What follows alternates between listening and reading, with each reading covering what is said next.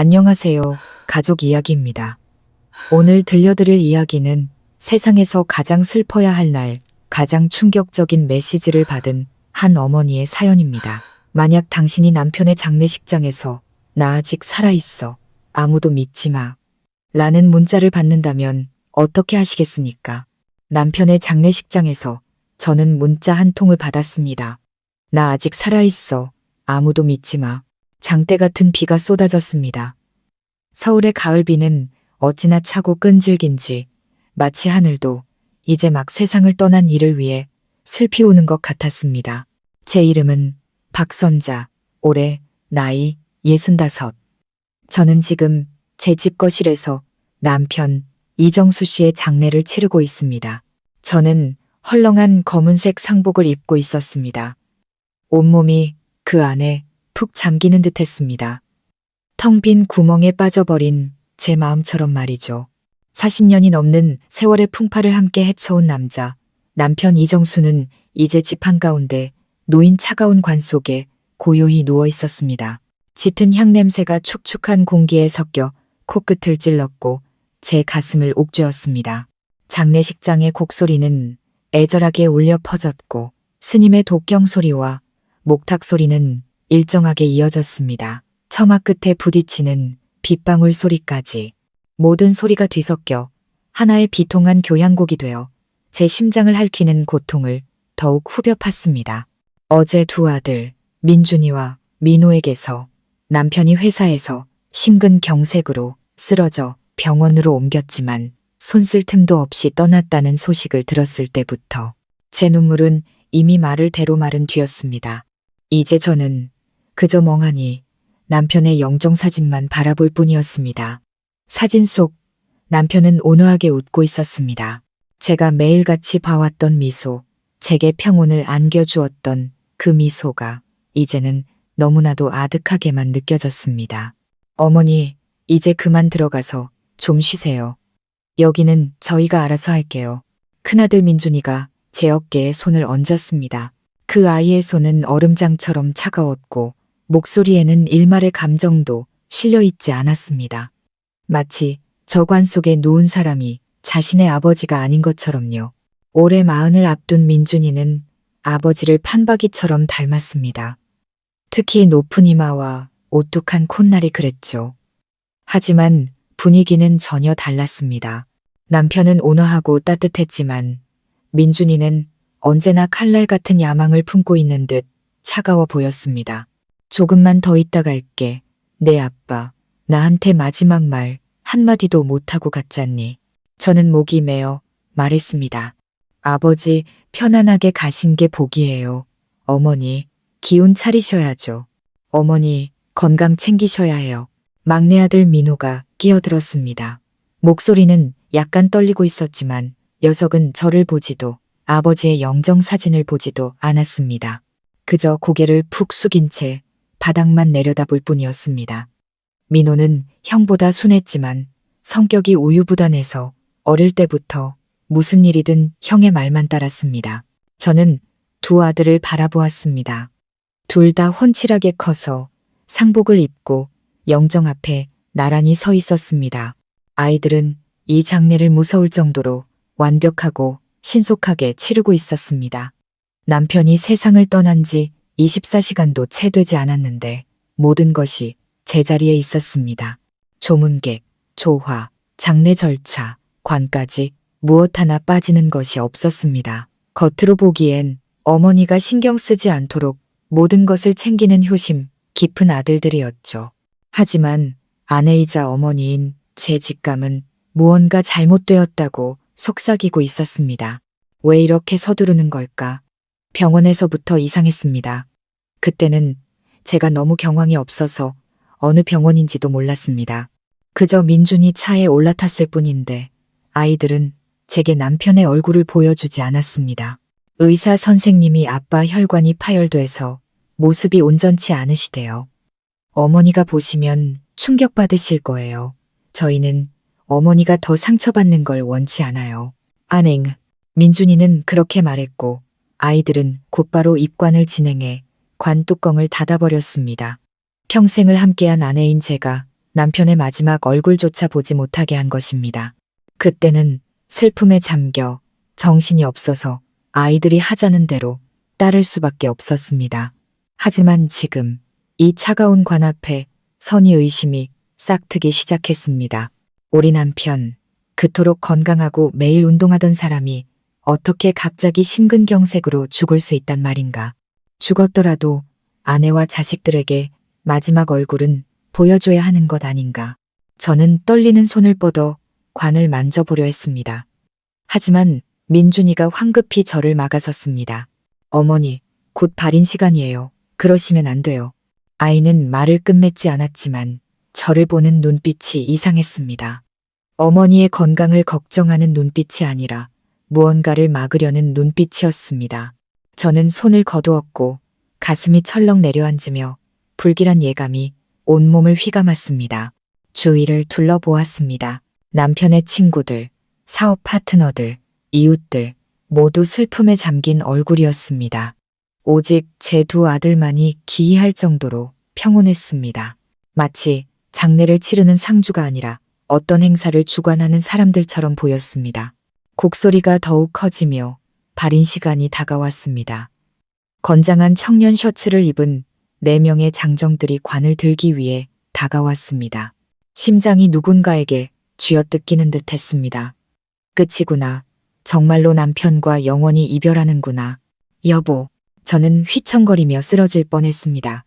민호가 급히 저를 부축했습니다. 어머니, 진정하세요. 바로 그때였습니다. 제 상복 주머니에 넣어둔 낡은 폴더폰이 갑자기 울렸습니다.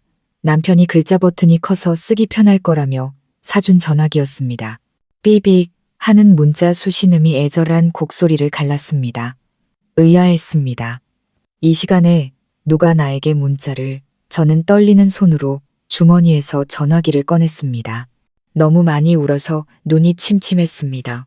화면에 뜬 글씨를 읽기 위해 눈을 가늘게 떠야 했습니다. 처음 보는 낯선 번호였습니다. 문자 내용은 짧았지만 마치 제 머리를 망치로 내리치는 듯한 충격이었습니다. 나 아직 살아있소. 관 속에 있는 건 내가 아니오. 아무도 믿지 마시오. 저는 그 문자를 몇 번이고 되풀이해서 읽었습니다.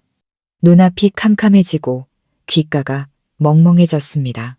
곡소리, 빗소리, 주변의 울음소리가 순식간에 멀어지고 제 심장이 가슴 속에서 미친 듯이 울리는 소리만 들렸습니다.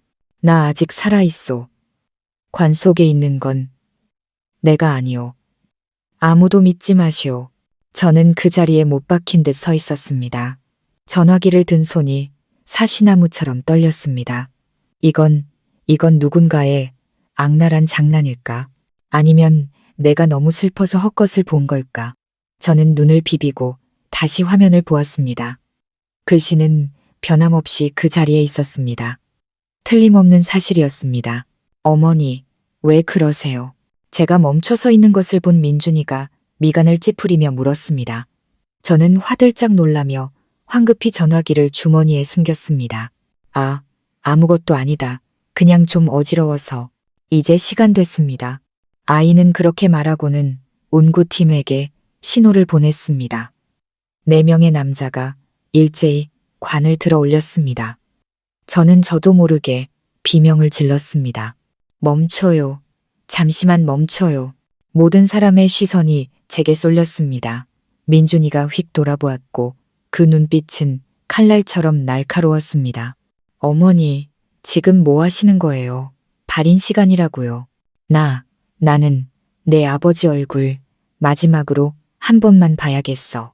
저는 더듬거리며 말했습니다. 이성이 시키는 일이었습니다. 만약 저 문자가 사실이라면, 만약 저 안에 남편이 없다면 민준이의 얼굴색이 변했습니다. 그는 간신히 분노를 억누르며 나직이 으르렁거렸습니다. 어머니, 아까 말씀드렸잖아요. 저희는 어머니가 충격받는 걸 원치 않아요. 아버지, 모습이 온전치 않으세요. 편안하게 보내드리자고요. 하지만 난 내 아버지 아내야. 나한테는 그럴 권리가 있어. 저는 소리쳤고 눈물이 다시 쏟아졌습니다.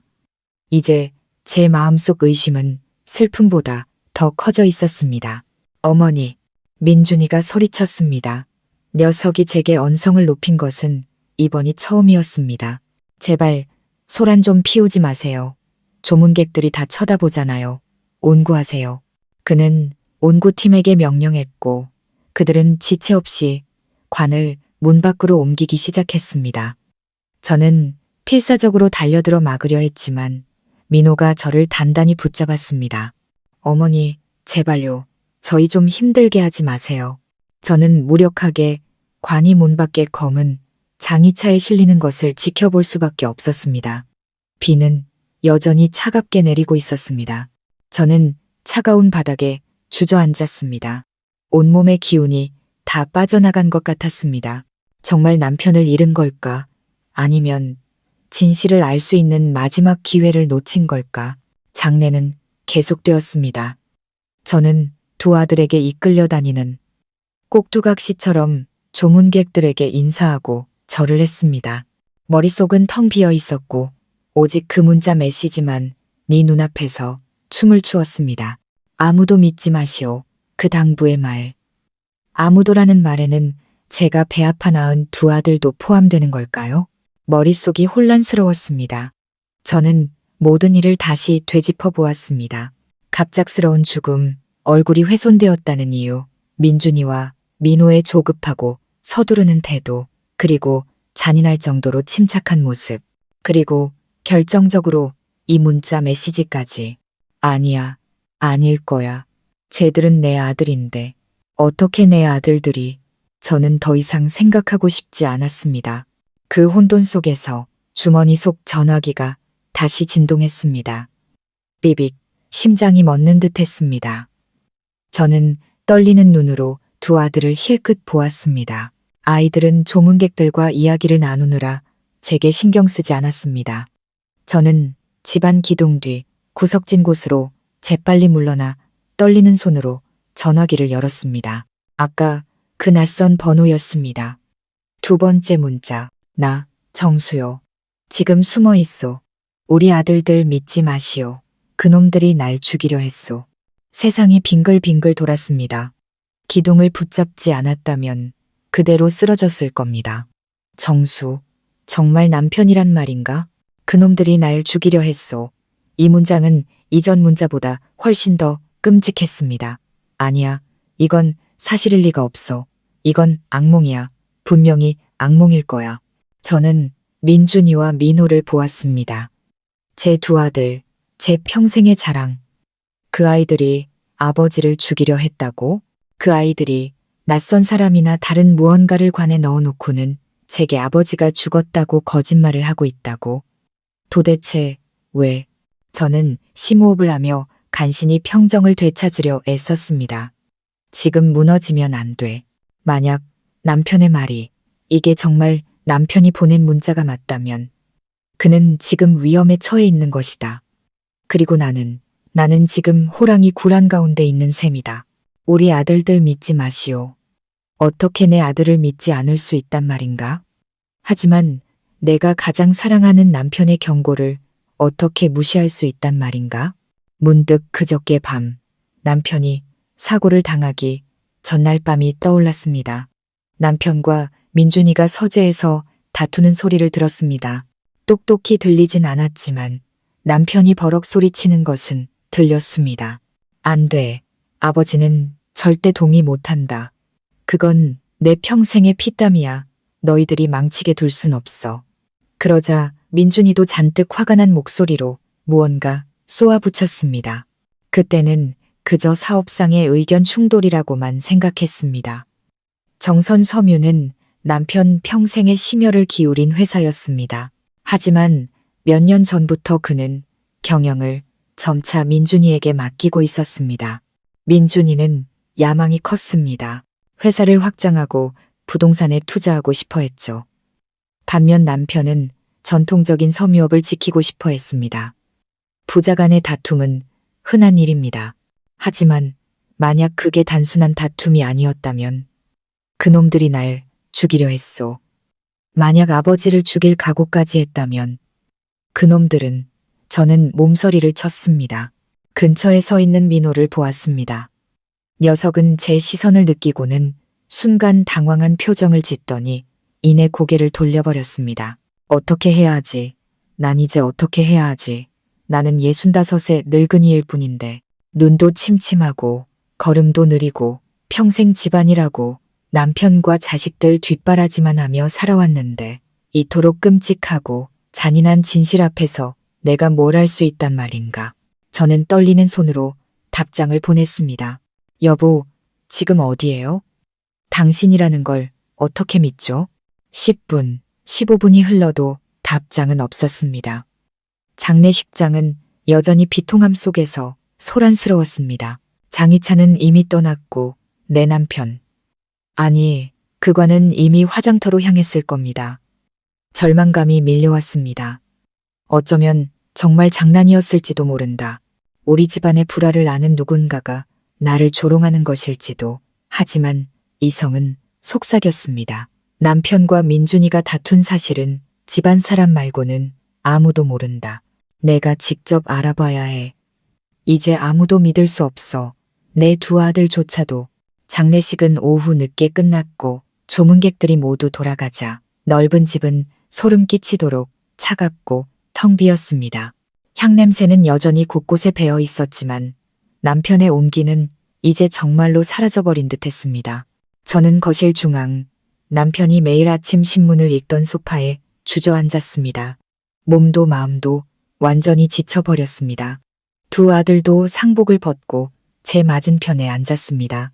아무도 말을 꺼내지 않았습니다. 이 무겁고 숨막히는 침묵이 아까의 곡소리보다 더 무서웠습니다. 어머니, 죽이라도 좀 드세요. unquote. 민호가 흰죽 한 그릇을 들고 와 테이블에 놓았습니다. 어제부터 아무것도 못 드셨잖아요. 저는 김이 모락모락 피어오르는 흰죽을 보았습니다. 순간 두 번째 문자가 머릿속을 스쳤습니다.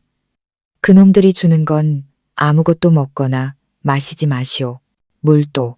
배에서는 꼬르륵 소리가 났지만 목구멍은 바싹 타들어갔습니다. 저는 고개를 돌렸습니다. 생각 없다. 너희들이나 먹어라. 민준이가 저와 죽 그릇을 번갈아 보았습니다. 그래도 좀 드셔야 기운 차리시죠. 아버지도 가셨는데 어머니까지 쓰러지시면 저희는 어떡해요.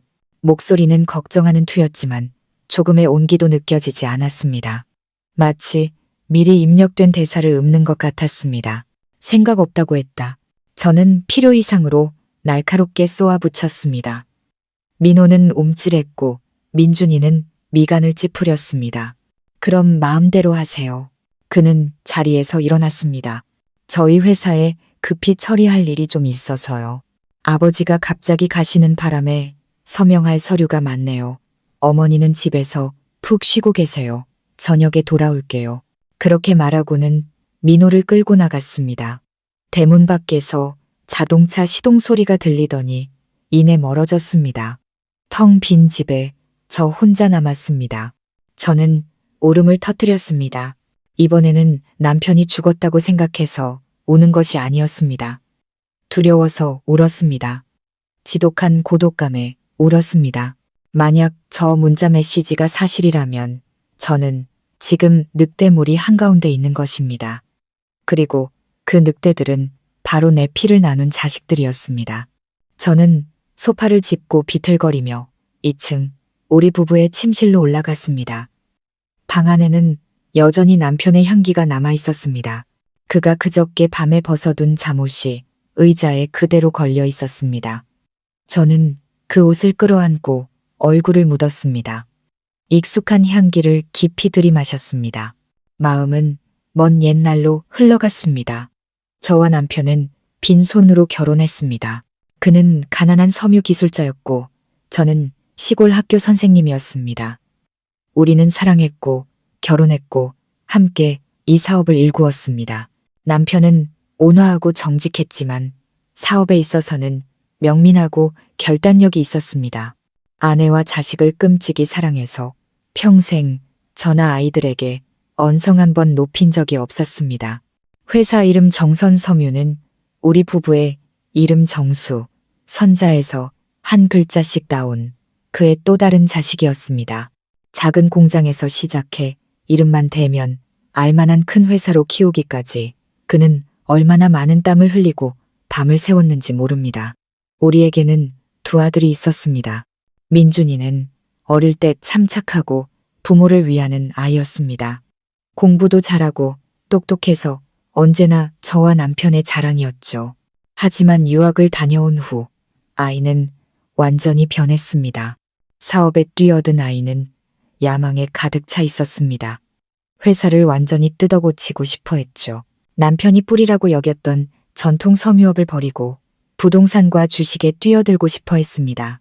남편은 몇 번이고 아이를 타일렀습니다. 민준아, 사업은 확실한 걸 해야 한다. 우리 전문 분야가 아닌 곳에 뛰어들면 안 돼. 우리의 뿌리는 섬유업이야. 이걸 지켜야 해. 하지만 민준이는 듣지 않았습니다. 아버지, 요즘 세상에 누가 섬유업을 해요? 수익률도 낮고 경쟁도 치열하잖아요. 아버지는 연세가 드셔서 잘 모르세요. 그냥 저한테 다 맡기세요. 몇 년 안에 우리 집 재산 10배로 불려드릴게요. 말다툼은 점점 잦아졌고 남편은 마음고생이 심했습니다. 제게 이렇게 말한 적도 있었죠. 여보, 민준이가 너무 무모한 것 같아. 언젠가 내 평생의 노력을 전부 망쳐버릴까봐 두려워. 민호 역시 유학을 다녀왔지만 경영에는 관심이 없고 그림 그리고 음악하는 것을 좋아했습니다. 하지만 형이 무서워서 민준이가 시키는 대로 할 뿐이었습니다. 회사에서 이름만 있는 직책을 맡아 주로 민준이의 손발 역할을 했습니다. 아이가 즐거워하지 않는다는 것을 알았지만 녀석은 형의 말을 거역할 용기가 없었습니다. 저는 한숨을 쉬었습니다. 단지 사업상의 갈등 때문에 친아버지를 죽일 생각을 할 수 있을까? 돈 때문에 돈이 사람의 눈을 그렇게까지 멀게 할 수 있단 말인가? 저는 방안을 둘러보았습니다. 모든 것이 남편이 있을 때와 똑같았습니다. 저는 그의 책상으로 다가갔습니다. 무언가 단서를 찾아야 했습니다. 서랍을 뒤졌지만 온통 회사 서류와 계약서, 장부뿐이었습니다. 저는 이런 것들을 봐도 알 수가 없었습니다. 그때 남편이 메모용으로 쓰던 작은 수첩이 눈에 띄었습니다. 갈색 가죽 표지가 낡아 있었습니다. 저는 떨리는 손으로 수첩을 펼쳤습니다. 앞부분은 업무 일정과 새로운 원단 디자인에 대한 아이디어들이었습니다. 하지만 마지막 몇 장의 글씨는 다급하고 떨리는 듯 했습니다. 그놈들이 최상호라는 놈과 결탁했다. 믿을 수가 없다. 최상호, 누구지? 저는 중얼거렸습니다. 아, 기억났습니다. 부동산 업계의 악명 높은 사채업자, 어려운 회사들을 헐값에 인수하기로 유명한 사람이었습니다. 어쩌다 민준이가 그런 사람과 엮인 걸까? 저는 계속 읽었습니다. 오늘 녀석들이 20억짜리 생명보험 계약서를 내밀었다. 나를 위한 거라면서 서명이 내 필체와 달랐다. 의심스럽다. 심장이 거세게 뛰었습니다. 20억짜리 생명보험. 형철이를 찾아야 한다. 형철이만이 나를 도울 수 있다. 형철이, 김형철. 저는 기억을 더듬었습니다. 예전에 남편이 의형제처럼 지내는 동생이 있다고 했습니다. 사설 탐정 일을 하는 김형철이라는 사람이었죠. 예전에 그가 어려울 때 남편이 그의 가족을 도와준 적이 있다고 했습니다. 저는 급히 마지막 장을 넘겼습니다. 선자, 만약 당신이 이 글을 읽게 된다면 조심하시오. 내가 무사하지 못할 것 같소. 민준이와 민호, 절대 믿지 마시오. 그놈들은 더 이상 우리 아들들이 아니오. 형철이를 찾으시오. 형철이 번호는 그 아래에는 급하게 쓴 듯한 전화번호가 적혀 있었습니다. 저는 얼어붙었습니다. 황급히 제 폴더폰을 꺼내 남편이 수첩에 적은 번호와 제게 문자를 보낸 낯선 번호를 비교했습니다. 똑같았습니다. 완전히 일치했습니다. 그렇다면 전부 사실이었어. 남편은 정말 살아있고 모든 것을 예감하고 있었던 거야. 내게 문자를 보낸 사람은 남편이 믿었던 탐정, 바로 그 김형철이었던 겁니다. 저는 떨리는 손으로 그 번호를 눌렀습니다. 전화를 걸어 남편의 목소리를 들어야만 했습니다. 하지만 통화 버튼을 누르려는 순간 대문 밖에서 자동차 소리가 들렸습니다. 놈들이 돌아온 것입니다. 저는 화들짝 놀라며 수첩을 제자리에 도로 넣어두고 전화기를 주머니에 숨겼습니다. 그리고 서재를 뛰쳐나왔습니다. 심장이 미친 듯이 뛰었습니다. 침대에 막 앉아 지친 척 하려는 순간 침실 문이 벌컥 열렸습니다. 민준이었습니다. 노크도 없이 들어왔습니다. 언제부터 부모님 방에 이렇게 함부로 들어오는 버릇이 생긴 걸까? 아직 안 주무셨어요? 녀석은 여전히 무미건조한 목소리로 물었습니다. 너무 피곤해서 잠깐 누워 있었다.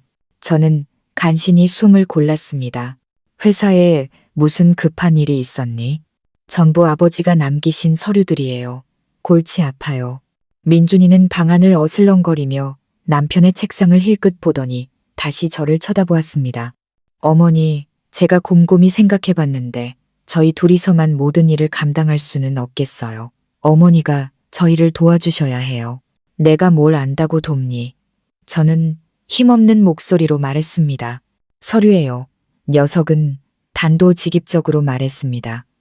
아버지가 돌아가셨으니 법적으로 모든 재산과 회사 지분은 어머니께 상속돼요. 하지만 어머니는 경영을 모르시잖아요. 저희한테 모든 권한을 위임하고 지분을 양도하는 서류에 서명을 해주셔야 저희가 회사를 살릴 수 있어요. 말은 그럴듯했습니다. 어제의 저였다면 아무 의심 없이 고개를 끄덕였을 겁니다. 내 자식인데 누구한테 주겠어. 부모 재산은 자식한테 물려주는 게 당연하지. 하지만 지금의 저는 달랐습니다. 남편의 글을 읽었고 20억짜리 생명보험 계약에 대해 알게 되었습니다. 회사를 살린다고? 회사가 그렇게 어렵니? 저는 놀란 척 물었습니다. 민준이는 순간 당황한 기색을 보였습니다. 네, 요즘 경기가 다 어렵잖아요. 어머니, 아버지가 갑자기 돌아가셔서 거래처에서도 압박이 들어오고요. 복잡한 얘기라 어머니는 잘 모르실 거예요. 그냥 저희가 빨리 처리할 수 있게 서명만 해주시면 돼요. 빠를수록 좋아요. 서류는 어딨니? 어디 한번 보자. 변호사한테 작성하라고 했어요. 내일 올 거예요. 준비하고 계세요. 그는 말을 마치자마자 1초도 머무르지 않고 방을 나갔습니다. 저는 안도의 한숨을 내쉬었지만 곧바로 공포가 밀려왔습니다. 내일, 놈들은 내일 당장 내 서명을 원하고 있었습니다. 그리고 문득 남편이 죽었다는 소식을 들었던 어제의 끔찍한 하루가 떠올랐습니다. 그날 점심을 준비하고 있는데 민준이에게서 전화가 왔습니다. 목소리는 다급했습니다. 어머니, 아버지께서 회사에서 심근경색으로 쓰러지셨어요. 지금 안생병원 응급실이에요. 빨리 오세요. 저는 손질하던 채소도 내팽개치고 급히 택시를 잡아 안생병원으로 달려갔습니다. 하지만 병원 입구에는 민준이가 미리 나와 기다리고 있었습니다. 어머니, 여기가 아니에요. 구급차에서 세브란스 병원으로 옮겼어요. 여기는 장비가 부족하대요. 제 차 타세요. 저는 불타는 속으로 다시 녀석의 차에 올라탔습니다. 세브란스 병원에 도착했지만 녀석은 저를 응급실에 들어가지 못하게 하고 밖에서 기다리라고 했습니다. 잠시 후 민준이와 민호가 넋이 나간 얼굴로 나왔습니다. 어머니, 너무 늦었어요. 저는 그 자리에 주저앉았습니다. 이어서 흰 가운을 입고 마스크로 얼굴을 가린 남자가 자신을 담당 의사라고 소개하며 다가왔습니다. 그는 냉정한 전문가의 목소리로 말했습니다. 유감입니다. 환자분은 광범위한 심근경색에 혈관 파열까지 겹쳐 병원에 도착했을 때는 이미 심정지 상태였습니다. 최선을 다했지만 삼가 고인의 명복을 빕니다. 저는 정신을 잃고 울부짖었습니다. 남편의 얼굴을 보게 해달라고 애원했지만 그 의사는 고개를 저었습니다. 환자분의 경우 혈관 파열로 인해 얼굴이 심하게 훼손되었습니다. 고인의 마지막 좋은 모습만 기억하실 수 있도록 뵙지 않는 것을 권해드립니다. 민준이와 민호도 거들었습니다. 맞아요. 어머니, 저희가 봤는데 너무 끔찍해요. 들어가지 마세요. 그때 제게 무슨 정신이 있었겠습니까? 그저 울부짖을 뿐이었고 아이들은 모든 것을 알아서 처리했습니다. 남편의 시신을 집으로 옮겨와 관에 안치하고는 즉시 봉해버렸습니다. 모든 것이 폭풍처럼 빠르게 진행되었습니다. 그 과정에서 저는 단 한 번도 남편의 얼굴을 보지 못했습니다. 지금 와서 생각하니 소름이 끼쳤습니다. 왜 병원을 빙빙 돌아야 했을까? 왜 하필 혈관이 파열되고 얼굴이 훼손되었다는 걸까? 왜 정체 모를 마스크 쓴 의사가 나타나 가족에게 얼굴을 보지 말라고 권했을까? 그리고 왜 내 아들들은 그 말에 순순히 따르다 못해 나까지 막아선 걸까? 너무 서둘러 준비된 죽음, 너무 신속하게 치러진 장례식, 모든 것은 단 하나의 진실을 감추기 위함이었습니다. 관 속에 누운 사람은 남편이 아니다. 그렇다면 진짜 남편은 지금 어디에 있는 걸까? 무사한 걸까? 그리고 김영철 탐정은 왜 내 문자에 답이 없을까? 저는 미친 듯이 다시 문자를 보냈습니다. 김영철 씨, 저 선자예요. 제발 답장 좀 주세요. 남편은 괜찮은 건가요? 놈들이 내일 저보고 서류에 서명하래요. 저 어떻게 해야죠? 전송 버튼을 눌렀습니다. 속이 까맣게 타들어갔습니다. 이제부터 저는 남편의 목숨뿐만 아니라 제 목숨을 위해서도 싸워야 했습니다. 그날 밤 저는 한숨도 잘 수 없었습니다. 방문을 걸어 잠그고 작은 협탁으로 문을 막았습니다. 두려웠습니다. 아들들이 한밤중에 쳐들어올까봐 무서웠습니다. 저는 전화기를 부둥켜 안고 액정만 뚫어져라 쳐다보며 김영철 탐정의 답장을 기다렸습니다. 하지만 아무것도 오지 않았습니다. 검은 화면, 이 침묵이 협박보다 더 무서웠습니다. 김영철 탐정에게 무슨 일이 생긴 걸까? 아니면 그 역시 이 함정의 일부일까? 아무도 믿지 마시오. 남편의 목소리가 귓가에 맴돌았지만 정작 남편이 그를 찾으라고 하지 않았는가? 머릿속이 복잡했습니다. 혹시 내 전화기가 도청당하고 있는 건 아닐까? 저는 떨리는 손으로 전화기를 살펴보았습니다. 낡은 노키아 폴더폰일 뿐인데 이걸 어떻게 도청한단 말인가? 저는 차가운 침대에 몸을 웅크리고 누웠습니다. 옆자리, 남편이 눕던 자리는 마치 그가 방금까지 누워 있었던 것처럼 움푹 꺼져 있었습니다. 남편이 사무치게 그리웠습니다. 차라리 정말 죽은 것이라면 이 잔인한 현실과 마주하는 것보다 나을지도 모른다는 생각마저 들었습니다. 내가 배 아파 낳은 자식이 이제는 부모를 둘 다 죽이려 하다니 세상에. 내가 무슨 죄를 지었단 말인가. 새벽녘 너무 지쳐 잠시 잠이 들었을 때 전화기가 다시 울렸습니다. 삐빅. 저는 소스라치게 놀라 깨어났습니다. 심장이 미친 듯이 뛰었습니다. 김영철 탐정이었습니다. 드디어 그가 답장을 보낸 것입니다. 박선자 여사님, 바로 답장 못 드려 죄송합니다. 놈들의 감시가 심했습니다. 이정수 사장님은 절대적으로 안전하시니 안심하십시오. 그리고 절대로 어떤 서류에도 서명하시면 안 됩니다. 저는 안도의 한숨을 내쉬었습니다. 남편은 안전하구나. 놈들이 내일 당장 서명하라고 해요. 거절할 수가 없을 텐데 어떻게 하죠? 저는 서둘러 답장을 보냈다. 일단 시간을 끄셔야 합니다. 생각할 시간이 필요하다거나 개인 변호사가 필요하다고 말씀하세요. 그리고 여사님께서 직접 증거를 모으셔야 합니다. 증거라니요? 제가 어디서 증거를 찾죠? 병원, 은행, 그리고 보험 계약서입니다. 녀석들이 죽음에 대해 거짓말했다는 증거, 회사 돈을 빼돌렸다는 증거, 그리고 이정수 사장님이 말씀하신 위조된 생명보험 계약서를 찾아내셔야 합니다. 제가 어떻게 그런 일을, 전 그냥 늙은이일 뿐인데요. 해내셔야 합니다. 사장님을 위해서, 그리고 여사님 자신을 위해서요. 놈들은 모든 것을 손에 넣기 전까지 멈추지 않을 겁니다. 밖으로 나가시면 제가 사람을 붙여 몰래 보호해드리겠습니다. 두려워하지 마십시오. 김영철 탐정의 마지막 문자는 제게 힘을 주었습니다. 그래, 여기서 앉아서 죽을 날만 기다릴 수는 없어. 움직여야 해. 시계를 보니 아침 6시였습니다. 저는 편한 외출복으로 갈아입고 서둘러 가방을 챙겼습니다. 놈들이 깨기 전에 집을 나가야 했습니다.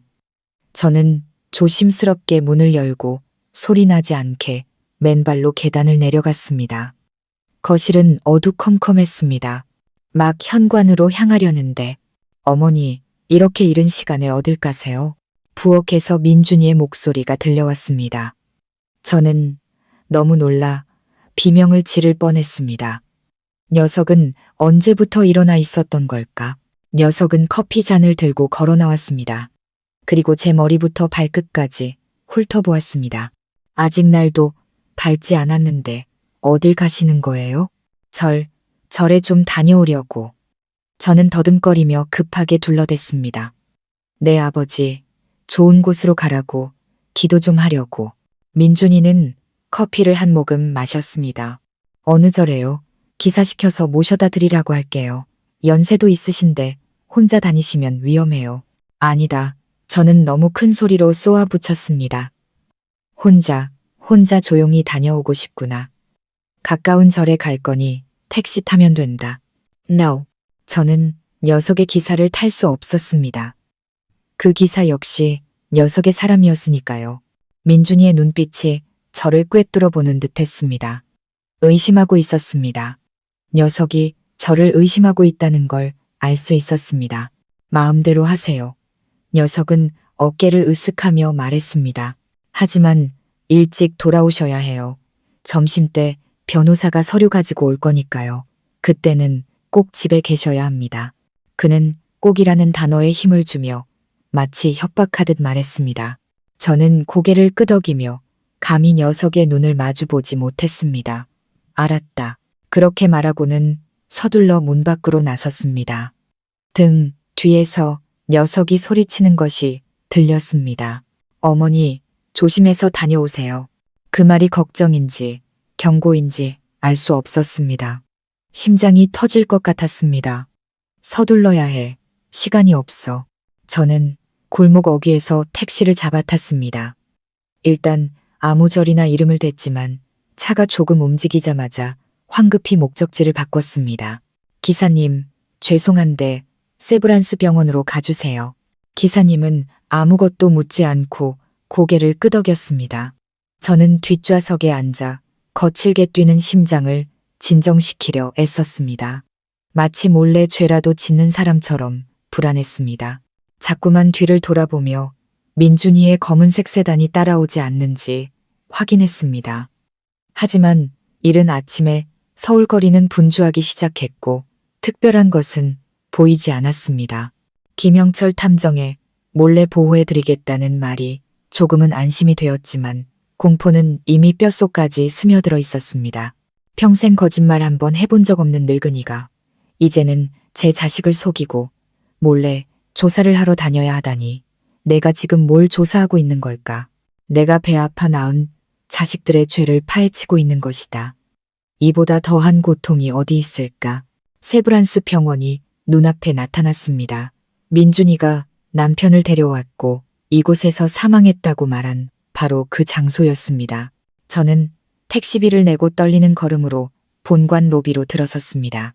코를 찌르는 특유의 소독약 냄새에 헛구역질이 났습니다. 저는 원무과 창구로 가서 줄을 섰습니다. 제 차례가 되자 저는 최대한 침착하게 또박또박 말했습니다. 저기요, 죄송한데 이정수라는 환자 정보 좀 조회해 주실 수 있을까요? 안경을 쓴 젊은 간호사가 고개를 들어 저를 보았습니다. 네, 어르신, 생년월일 좀 불러주시겠어요? 저는 남편의 생년월일을 막힘없이 불렀습니다. 간호사는 컴퓨터 자판을 두드렸습니다. 저는 숨을 죽이고 기다렸습니다. 주변의 모든 것이 멈춘 것 같았습니다. 1분쯤 지났을까 그녀가 미간을 찌푸렸습니다. 어르신, 혹시 입원하신 날짜가 언제인지 아세요? 그저께요. 그저께 오전에 안생병원에서 이쪽으로 옮겼다고 들었어요. 심근경색이라고 저는 떨리는 목소리로 말했습니다. 간호사는 다시 자판을 두드렸습니다. 그리고는 놀란 표정으로 고개를 들었습니다. 어르신, 자부다와 우리 병원 전산 시스템 전체에 그저께 입원하신 이정수라는 성함의 환자분 기록이 없습니다. 아니, 그럴 리가 없어요. 저는 당황해서 소리쳤습니다. 분명히 있어요. 제 아들이 아버지를 여기로 모셨고 의사 선생님까지 나와서 사망 소식을 전해주셨단 말이에요. 여기서 돌아가셨어요. 간호사는 안타까운 눈으로 저를 쳐다보았습니다. 아마 제가 나이가 들어 정신이 없거나 슬픔에 잠겨 병원을 헷갈린다고 생각하는 모양이었습니다. 어르신, 진정하시고 혹시 성함이나 병원을 착각하신 건 아닐까요? 제가 그날 사망자 명단도 다시 한번 확인해 볼게요. 그녀는 화면을 가리켰습니다. 보세요. 그저께 저희 병원 사망자는 총 3분이셨어요. 80대 신부전증 할머니, 교통사고 환자 1분, 그리고 신생아 1명입니다. 67세, 심근경색으로 사망하신 이정수라는 환자분은 절대로 없습니다. 머리가 핑 돌았습니다. 저는 창고에 손을 짚지 않았다면 그대로 쓰러졌을 겁니다. 없다고? 그럼 그날 마스크를 썼던 의사는 누구지? 어디서 나타난 사람이지? 어르신, 괜찮으세요? 간호사가 걱정스럽게 물었습니다. 괜찮아요. 저는 중얼거렸습니다. 그럼 안생병원에서, 혹시 안생병원에서 돌아가신 건 아닐까요?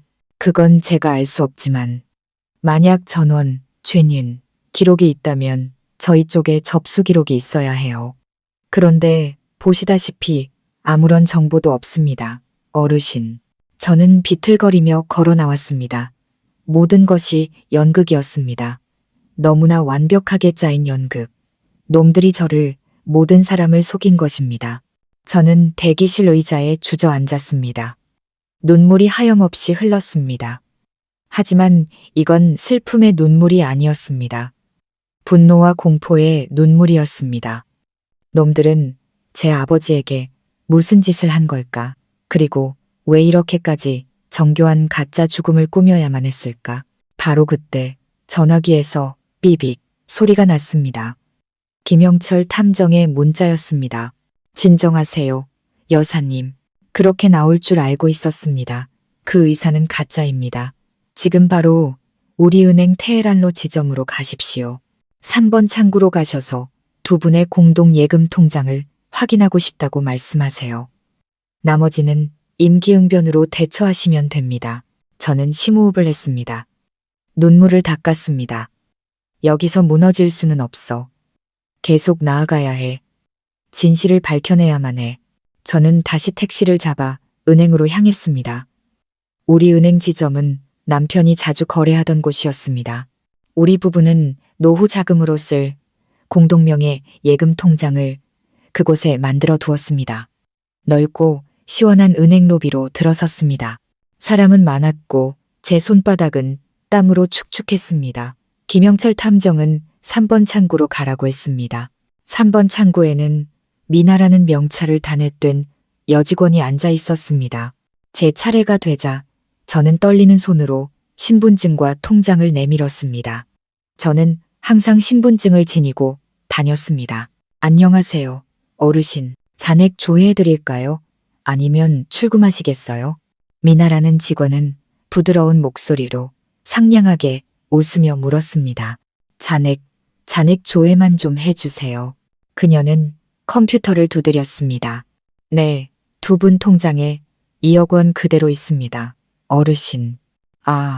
아니, 저는 머뭇거렸습니다. 이제부터가 어려운 부분이었습니다. 아가씨, 내가 정선섬유 이정수 사장 아내 박선자예요. 아마 그 회사 알 텐데. 미나는 놀란 표정으로 고개를 들었습니다.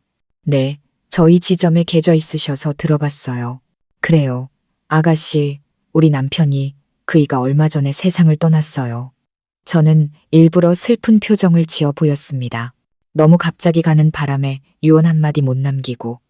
나는 평생 집안일만 해서 사업 같은 건 잘 모르는데 지금 두 아들이 회사를 맡아서 꾸려가고 있거든. 근데 내가 너무 걱정이 돼서 말이야. 듣자 하니 회사가 어렵다는 것 같던데. 혹시 회사 계좌가 괜찮은지 좀 봐줄 수 있을까? 그냥 마음이라도 놓으려고 그래. 이것이 무리한 요구라는 것을 알고 있었습니다. 은행 규정상 고객 정보를 함부로 알려줄 리가 없었습니다. 예상대로 미나는 곤란한 표정을 지었습니다. 어르신, 그건 개인정보 보호 규정 때문에 권한이 없는 분께 회사 계좌 정보를 알려드릴 수는 없어요. 나도 알아. 아가씨 곤란하게 하는 거 아는데. 저는 그녀의 손을 잡고 간절하게 말했습니다. 내가 정말 걱정이 돼서 그래. 남편이 평생을 바쳐 일군 회사인데 하루아침에 망할까봐. 그냥 이 늙은이 좋은 일 한다 셈치고 회사에 돈이 남아있기만 한 건지 그것만 좀 알려주면 안 될까? 딱 한마디만. 미나는 동정심 가득한 눈으로 저를 보았습니다. 그녀는 주위를 한번 둘러보더니 목소리를 낮췄습니다. 잠시만 기다려주세요. 그녀는 자리에서 일어나 안쪽 사무실로 들어갔습니다. 심장이 터질 것 같았습니다. 이 아가씨가 김영철 탐정의 사람일까? 아니면 지점장에게 보고하러 간 걸까? 만약 지점장이 민준이의 사람이라면 다시 공포가 밀려왔습니다. 그때 안쪽 사무실에서 지점장으로 보이는 50살쯤 되어 보이는 배가 나오고 머리가 벗겨진 남자가 걸어 나왔습니다. 그는 곧장 제게로 향했습니다. 끝장이다. 들켰구나. 박선자 여사님 아니십니까? 그는 쩌렁쩌렁한 목소리로 말했습니다. 저는 이 지점장입니다. 이정수 사장님, 일은 정말 안타깝게 생각합니다. 저희 은행의 오랜 VIP 고객이셨는데 정말 애석합니다. 네, 감사합니다. 저는 더듬거리며 말했습니다. 오늘 아침에 민준 사장님께 전화 받았습니다.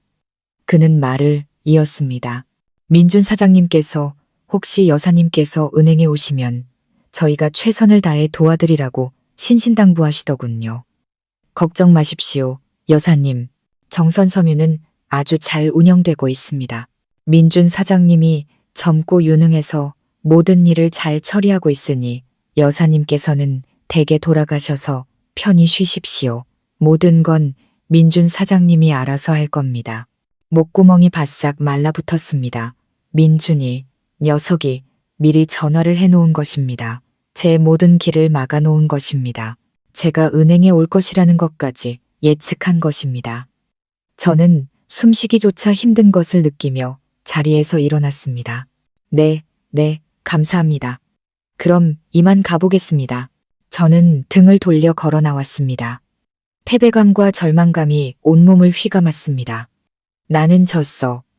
놈들은 너무 똑똑하고 너무 잔인해. 막 은행 문을 나서려는데 아까 그 미나라는 직원이 황급히 저를 따라왔습니다. 여사님, 이거 떨어뜨리셨어요.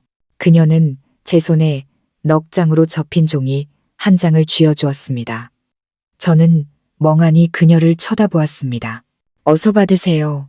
아무도 못 보게요. 그녀는 재빨리 말하고는 창고로 돌아갔습니다.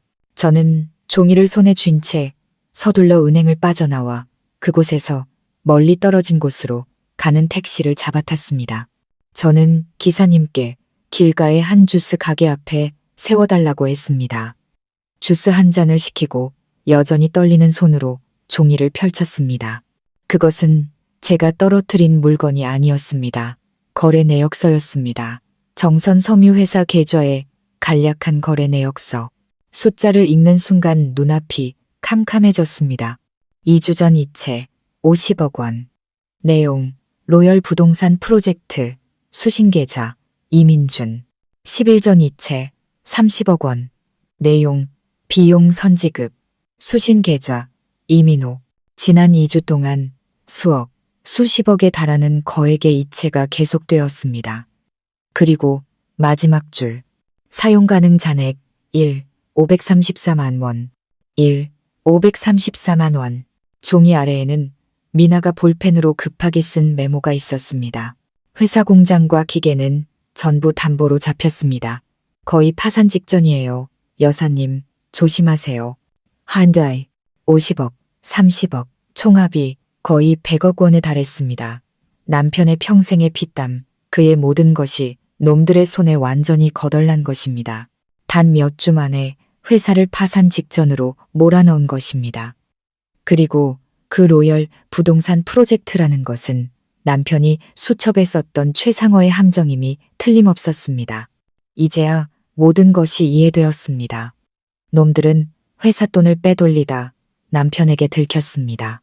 남편은 경찰에 신고하겠다고 위협했고 그의 입을 막기 위해 놈들은 제 손에 들려있던 주스컵이 바닥에 떨어져 산산조각 났습니다. 저는 넋이 나간 사람처럼 집에 돌아왔습니다. 다리에 힘이 풀려 벽을 짚고서야 간신히 계단을 오를 수 있었습니다. 거의 오전 11시였습니다. 다행히 놈들은 아직 돌아오지 않았습니다. 보험 계약서를 찾아야 해. 그것이 마지막 퍼즐 조각이자 가장 명백한 살인의 동기다. 저는 남편의 서재로 뛰어들었습니다. 어제 서랍은 다 뒤져봤지만 없었습니다. 이번에는 더 꼼꼼히 찾아야 했습니다. 저는 풍경화 뒤에 숨겨진 방구석의 커다란 금고를 보았습니다. 평생 이 금고에 손대본 적이 없었습니다. 모든 것은 남편이 관리했으니까요. 하지만 저는 비밀번호를 알고 있었습니다. 그는 제게 비밀을 만들지 않았습니다. 비밀번호는 우리의 결혼 기념일이었습니다. 저는 떨리는 손으로 그림을 옆으로 밀었습니다. 익숙한 숫자에 맞춰 다이얼을 돌렸습니다. 딸깍. 무거운 금고 문이 열렸습니다. 안에는 집문서와 땅문서, 약간의 금괴와 비상금으로 남겨둔 외화, 그리고 안심생명이라고 적힌 짙은 파란색 파일이 있었습니다. 심장이 터져 나올 것 같았습니다. 저는 떨리는 손으로 파일을 꺼냈습니다.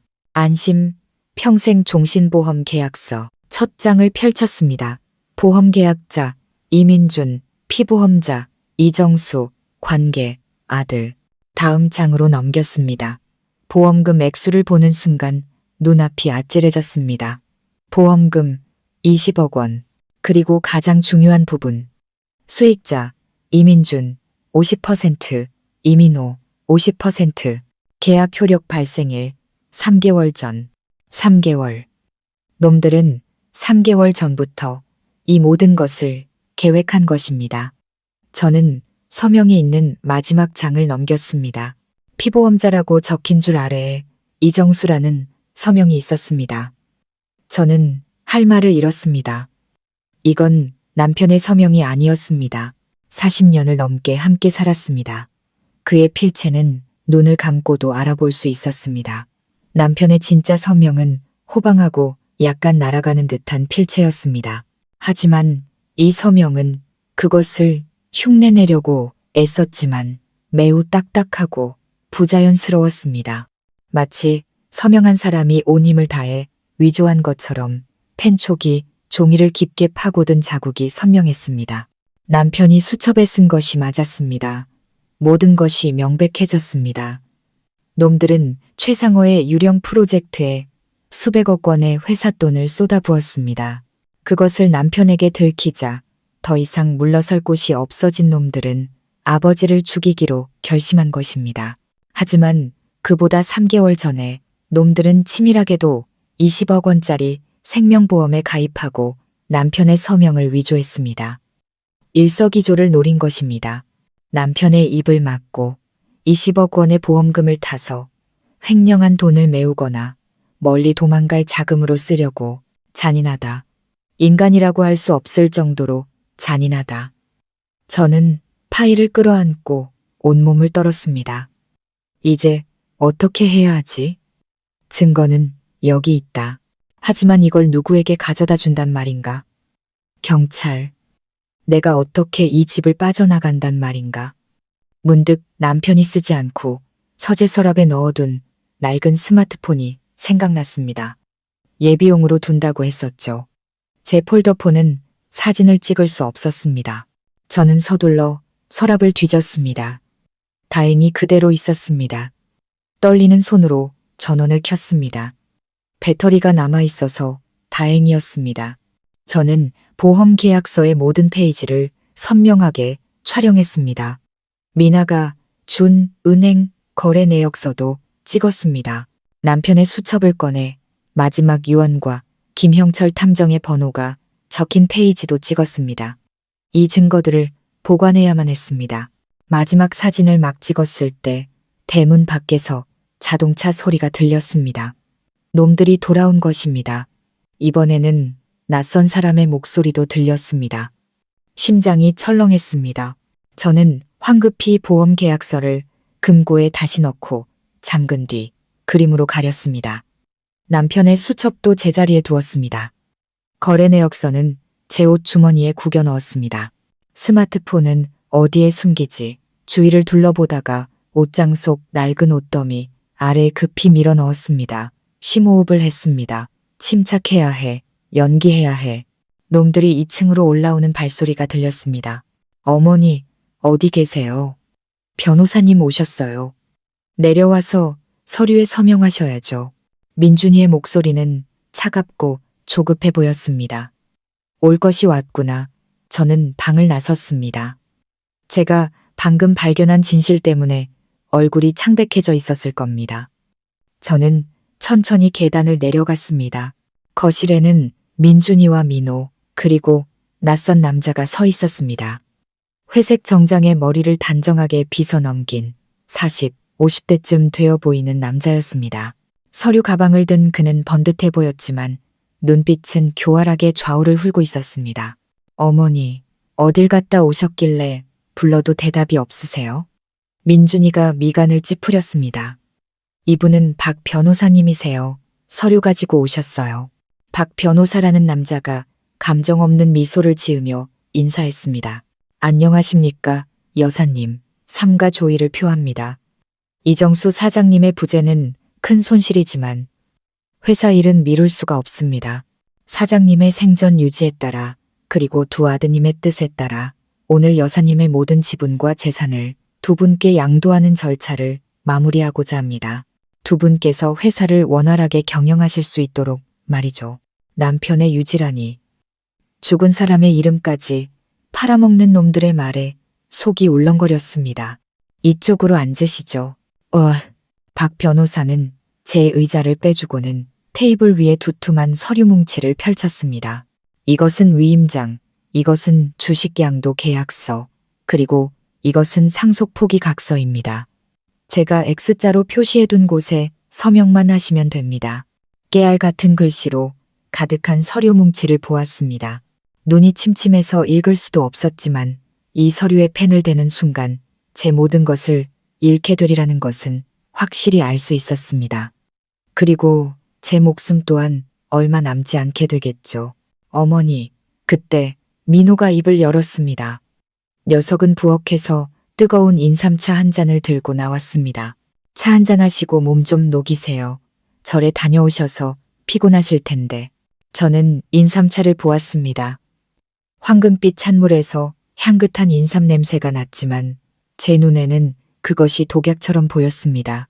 그놈들이 주는 건 아무것도 먹거나 마시지 마시오. 김영철 탐정의 경고가 다시 울려 퍼졌습니다. 왜 그러세요? 어머니, 어서 드세요. 민호가 재촉했습니다. 녀석의 손이 미세하게 떨리고 있었습니다. 녀석은 감히 내 눈을 마주치지 못했습니다. 목 안 마르다. 저는 마른 목소리로 말하며 찻잔을 살짝 밀어냈습니다. 민준이의 얼굴이 즉시 굳어졌습니다. 어머니, 왜 그러세요? 어제부터 계속 넋이 나간 사람처럼 저희가 걱정돼서 챙겨드리는 건데 왜 안 드세요? 혹시 저희가 이 차에 독이라도 탔을까봐 의심하시는 거예요? 저는 움찔했습니다. 녀석이 제 속을 꿰뚫어 본 것입니다. 아니다. 저는 다급하게 손을 저으며 연기했습니다. 그냥 몸이 안 좋아서 그래. 머리가 어지럽고. 그럼 더더욱 빨리 서명하셔야죠. 민준이가 인내심을 잃고 소리쳤습니다. 박 변호사님도 바쁘신 분이에요. 어서 서명하고 끝내세요. 박 변호사가 제 앞에 만년필을 내밀었습니다. 여사님, 서명 몇 번만 하시면 끝납니다. 저는 펜과 서류, 그리고 두 아들의 얼굴을 번갈아 보았습니다. 한 놈은 냉혹하고 잔인했고 다른 한 놈은 두려움에 떠는 비겁한 얼굴이었습니다. 시간을 끌어야 해. 저는 심호흡을 했습니다. 민준아, 민호야, 너희들이 회사 걱정에 마음이 급한 건 알겠다. 하지만 내 아버지가 돌아가신 지 얼마나 됐다고 장례식 향불도 채 꺼지지 않았는데 너희들이 엄마한테 이 재산 서류에 서명하라고 닥달하면 남들이 뭐라고 하겠니? 손가락질 받을까 두렵지도 않아. 손가락질이요? 민준이가 비웃었습니다. 요즘 세상에 누가 그런 걸 신경 써요? 수천 명 직원들 밥줄이 중요해요. 아니면 동네 아줌마들 수군거림이 중요해요. 어머니, 딴소리 하지 마세요. 그런 뜻이 아니야. 저는 떨리는 목소리로 말했습니다. 그래도 이건 내 아버지와 내 평생의 재산이다. 읽어볼 시간도 생각해볼 시간도 주지 않고 서명하라고만 하면 어떡하니? 나는 내 아버지 49제는 지내고 나서 그이가 편안하게 눈 감을 수 있게 해주고 싶구나. 49제요. 헌. 민준이가 테이블을 세게 내리쳤습니다. 제 찻잔이 출렁거렸고 박 변호사는 깜짝 놀랐습니다. 어머니, 회사가 49일을 기다려줄 수 있을 것 같으세요? 거래처에서는 소송을 걸고 은행에서는 빚독촉을 하고 있어요. 어머니 위임장 없이는 저희가 아무것도 할 수 없다고요. 회사 부도나면 어쩌실 거예요? 아버지 평생의 노력을 전부 물거품으로 만드실 거냐고요. 녀석은 정말 연기를 잘했습니다. 눈 하나 깜빡하지 않고 거짓말을 했습니다. 자기가 회사 돈을 다 빼돌려 놓고는 이제 와서 상황 탓을 하고 있었습니다. 그래도 너무 갑작스러워. 생각할 시간이 필요해. 아니면 내 변호사가 필요하겠다. 내 변호사라는 말에 민준이는 잠시 멈칫했습니다. 그는 눈을 가늘게 뜨고 저를 쳐다보았습니다. 변호사요? 어머니가 아는 변호사가 어디 있어요? 지금까지 모든 일은 제가 다 처리했잖아요. 혹시 누가 뒤에서 어머니를 부추기기라도 하는 거예요? 아무도 없어. 저는 당황해서 소리쳤습니다. 그냥 내 생각이야. 큰 재산이니 신중해야지. 누구한테 신중해야 하는데요? 저희한테요? 민준이가 벌떡 일어났습니다. 그는 테이블에 양손을 짚고 제게 얼굴을 바싹 들이밀었습니다. 어머니, 똑똑히 들으세요. 오늘 서명 안 하시면 안 되는 수가 있어요. 저희 인내심도 이제 바닥났다고요. 민호가 다급하게 형의 옷소매를 잡아당겼습니다. 형, 진정해. 어머니 피곤하시잖아. 넌 닥쳐. 민준이는 민호를 뿌리치고는 제게 돌아섰습니다. 어머니, 선택하세요. 하나, 서명한다. 둘, 저희가 다른 방법을 쓰게 만든다. 선택하세요. 이건 더 이상 제안이 아니었습니다. 명백한 협박이었습니다. 더 이상 이런 이유로는 시간을 끌 수 없다는 것을 알았습니다. 다른 방법을 써야 했습니다. 저는 갑자기 가슴을 부여잡고 거친 숨을 몰아쉬었습니다. 나 너무 힘들어. 심장이. 저는 의자에 쓰러지듯 몸을 기대고 눈을 감았습니다. 숨을 못 쉬는 척 연기했습니다. 어머니, 민호가 경악하며 달려왔습니다. 민준이는 잠시 멈칫했습니다. 그의 얼굴에는 분노와 함께 약간의 당혹감이 서려 있었습니다.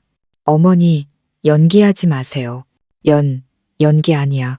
숨이 안 쉬어져. 의사 좀 불러다오. 저는 힘겹게 속삭였습니다.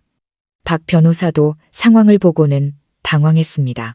이 사장님, 아무래도 어르신 건강이 정말 안 좋으신 것 같은데. 오늘은 이만하고 다른 날 다시. 민준이는 저를 뚫어져라 쳐다보며 진위를 파악하려 애썼습니다. 저는 눈을 꽉 감고 약하게 숨을 쉬었습니다. 제 남은 인생을 이 도박에 건 것이었습니다. 마침내 그는 이를 갈며 말했습니다. 좋아요. 쉬고 싶으시다니 쉬게 해드리죠. 박 변호사님, 죄송하지만 오늘은 돌아가시고 내일 오전에 다시 오시죠. 그는 변호사에게 말했지만 칼날 같은 시선은 여전히 제게 고정되어 있었습니다. 어머니, 푹 쉬세요. 하지만 제 인내심에도 한계가 있다는 걸 명심하세요. 내일은 어머니가 죽어서 관 속에 들어가더라도 기어 나와서 서명하게 만들 테니까. 그는 말을 마치고 민호를 끌고 2층으로 올라가 방문을 쾅 닫아버렸습니다. 저는 의자에 누운 채 온몸이 식은땀으로 젖어 있었습니다. 하루를 벌었습니다. 하지만 내일은 어떻게 해야 할까요? 저는 비틀거리며 방으로 돌아와 문을 걸어 잠갔습니다. 바닥에 주저앉아 온몸을 부들부들 떨었습니다. 민준이의 협박, 죽어서 관 속에 들어가더라도 기어 나와서 서명하게 만들겠다는 말이 귓가에 맴돌았습니다. 저건 더 이상 내 아들이 아니었습니다. 악마였습니다. 저는 황급히 폴더폰을 꺼내 김영철 탐정에게 문자를 보냈습니다. 모든 걸 찾았어요. 20억짜리 가짜 보험 계약서, 회사 돈 수백억이 빠져나간 은행 거래 내역서, 놈들이 서명을 강요했어요. 아픈 척해서 내일까지 시간을 벌었어요. 너무 무서워요, 김영철 씨. 내일 아침이면 놈들이 저를 가만두지 않을 거예요. 문자를 보내고 초조하게 기다렸습니다. 5분 후 답장이 왔습니다. 정말 잘하셨습니다, 여사님. 생각보다 훨씬 용감하시네요. 사장님께서 아주 자랑스러워 하실 겁니다. 이제 마지막 단계입니다. 놈들의 자백을 녹음하셔야 합니다. 녹음이요? 제 전화기로는 녹음이 안 되는데요? 알고 있습니다. 진정하세요. 오늘 아침 은행에서 제 사람인 미나 씨가 여사님께 거래 내역서를 드렸을 겁니다. 주머니를 다시 한번 확인해 보세요. 거래 내역서 말고 USB처럼 생긴 작고 검은 물건이 하나 더 있을 겁니다. 저는 깜짝 놀라 주머니를 뒤졌습니다. 거래 내역서는 그대로 있었습니다. 그리고 정말이었습니다. 새끼손가락만 한 작고 검은 물건이 있었습니다. 그때는 너무 경황이 없어서 종이만 급하게 챙기느라 미처 보지 못했던 것입니다. 세상에, 그것이 특수 제작된 녹음기입니다. 옆에 있는 작은 스위치를 올리기만 하면 녹음이 시작됩니다. 음질도 아주 좋습니다. 오늘 밤 놈들이 대화할 만한 장소에 그 녹음기를 숨겨두셔야 합니다. 아마 거실이나 사장님 서재가 될 겁니다. 놈들은 분명히 다음 계획을 의논할 겁니다. 모든 것을 자백하는 증거를 확보해야만 합니다. 저는 작디작은 녹음기를 손에 쥐었습니다. 내 목숨, 남편의 목숨, 그리고 정의가 모두 이 작은 물건에 달려 있었습니다. 어떻게요? 어떻게 그걸 숨기죠? 놈들이 볼 텐데요. 물을 마시러 내려간다거나 물건을 찾는 척 하셔야 합니다. 여사님은 이 집 주인이시니 자유롭게 돌아다닐 권리가 있습니다. 테이블 밑이나 화분 뒤 어디든 좋습니다. 오늘 밤만 버티시면 됩니다. 내일 아침 무슨 일이 있어도 제가 여사님과 사장님을 그곳에서 구해낼 겁니다. 김영철 탐정의 약속에 마음이 조금 놓였습니다. 저는 밤이 깊어지기를 기다렸습니다. 저녁 내내 방에서 나가지 않았습니다. 민호가 밥을 가져다 주었지만 피곤해서 먹지 않겠다고 했습니다. 밤 11시쯤 민준이의 방문이 열리는 소리가 들렸고 이어서 민호의 목소리도 들렸습니다. 놈들이 거실로 내려가고 있었습니다. 때가 왔습니다. 저는 녹음기를 꺼내 스위치를 올렸습니다. 작은 빨간 불빛이 한번 깜빡이더니 꺼졌습니다. 작동하고 있었습니다. 저는 심호흡을 하고 방문을 열었습니다. 일부러 비틀거리며 아픈 노인처럼 연기하며 걸었습니다. 거실에서 놈들이 이야기하는 소리가 희미하게 들려왔습니다. 어머니? 소리를 들은 민호가 놀라 물었습니다. 저는 불빛이 있는 곳으로 걸어 나갔습니다. 속이 너무 안 좋아서 소화제 좀 찾으러 내려왔다. 민준이는 소파에 다리를 꼬고 앉아 와인잔을 들고 있었습니다. 그는 저를 힐끗 보더니 말했습니다. 소화제는 약 상자에 있어요. 드시고 어서 올라가서 주무세요. 목소리에는 짜증이 가득했습니다. 그래, 저는 TV장 옆 작은 약 상자가 있는 곳으로 향했습니다. 그 옆에는 잎이 무성하게 자라 벽 한쪽을 가리고 있는 커다란 화분이 있었습니다. 저는 약 상자를 뒤지는 척하다가 손이 미끄러진 것처럼 약병 하나를 바닥에 떨어뜨렸습니다. 어머니, 또 뭐 하시는 거예요? 민준이가 신경질적으로 소리쳤습니다. 미안하다. 눈이 침침해서. 저는 약병을 줍기 위해 몸을 숙였습니다. 그리고 그 순간 다른 손으로 재빨리 녹음기를 화분흙 위 잎사귀 더미 깊숙한 곳에 밀어 넣었습니다. 찾으셨어요? 여기 있구나. 저는 소화제를 들고 떨리는 손으로 일어섰습니다. 그럼 난 이만 올라가마. 너희들도 일찍 자거라. 저희는 할 얘기가 좀 남았어요. 어머니 먼저 주무세요. 민준이가 손을 내저었습니다. 저는 등을 돌려 천천히 계단을 올랐습니다. 하지만 방으로 돌아가지 않았습니다. 계단 중간 가장 어두운 모퉁이에 큰 나무 기둥 뒤에 숨었습니다. 이곳에서는 녀석들의 대화를 똑똑히 들을 수 있었습니다. 제가 완전히 사라졌다고 생각했는지 민준이의 목소리는 즉시 잔혹하게 변했습니다. 그 늙은 여우, 오늘 연기 한번 실감 나더군. 하지만 난 안 믿어. 혹시 정말 어머니가 아프신 건 아닐까? 형, 민호의 목소리가 떨렸다. 아프긴 개뿔이 아파. 민준이가 비웃었다. 오늘 아침에 어디 갔다 왔는지 알아? 절에 간다고 했지. 내가 사람 시켜서 따라 붙게 했어. 세브란스 병원 갔다가 안생병원으로 갔더군. 정확히 우리가 연극했던 그 두 곳이야. 심장이 멎는 것 같았다. 놈은 알고 있었다. 민호는 경악했다. 세상에. 그럼 들킨 거야, 형. 그런데 왜 아무 말도 안 하지? 그게 바로 내가 궁금한 점이야. 모든 걸 알면서도 입을 다물고 있어. 개인 변호사를 찾고 49제 핑계를 대고 그 늙은이 보통이 아니야. 분명 뒤에 누가 있어. 혹시 그 영감탱이 아냐? 그럴 리가. 민호가 소리쳤다. 그 영감.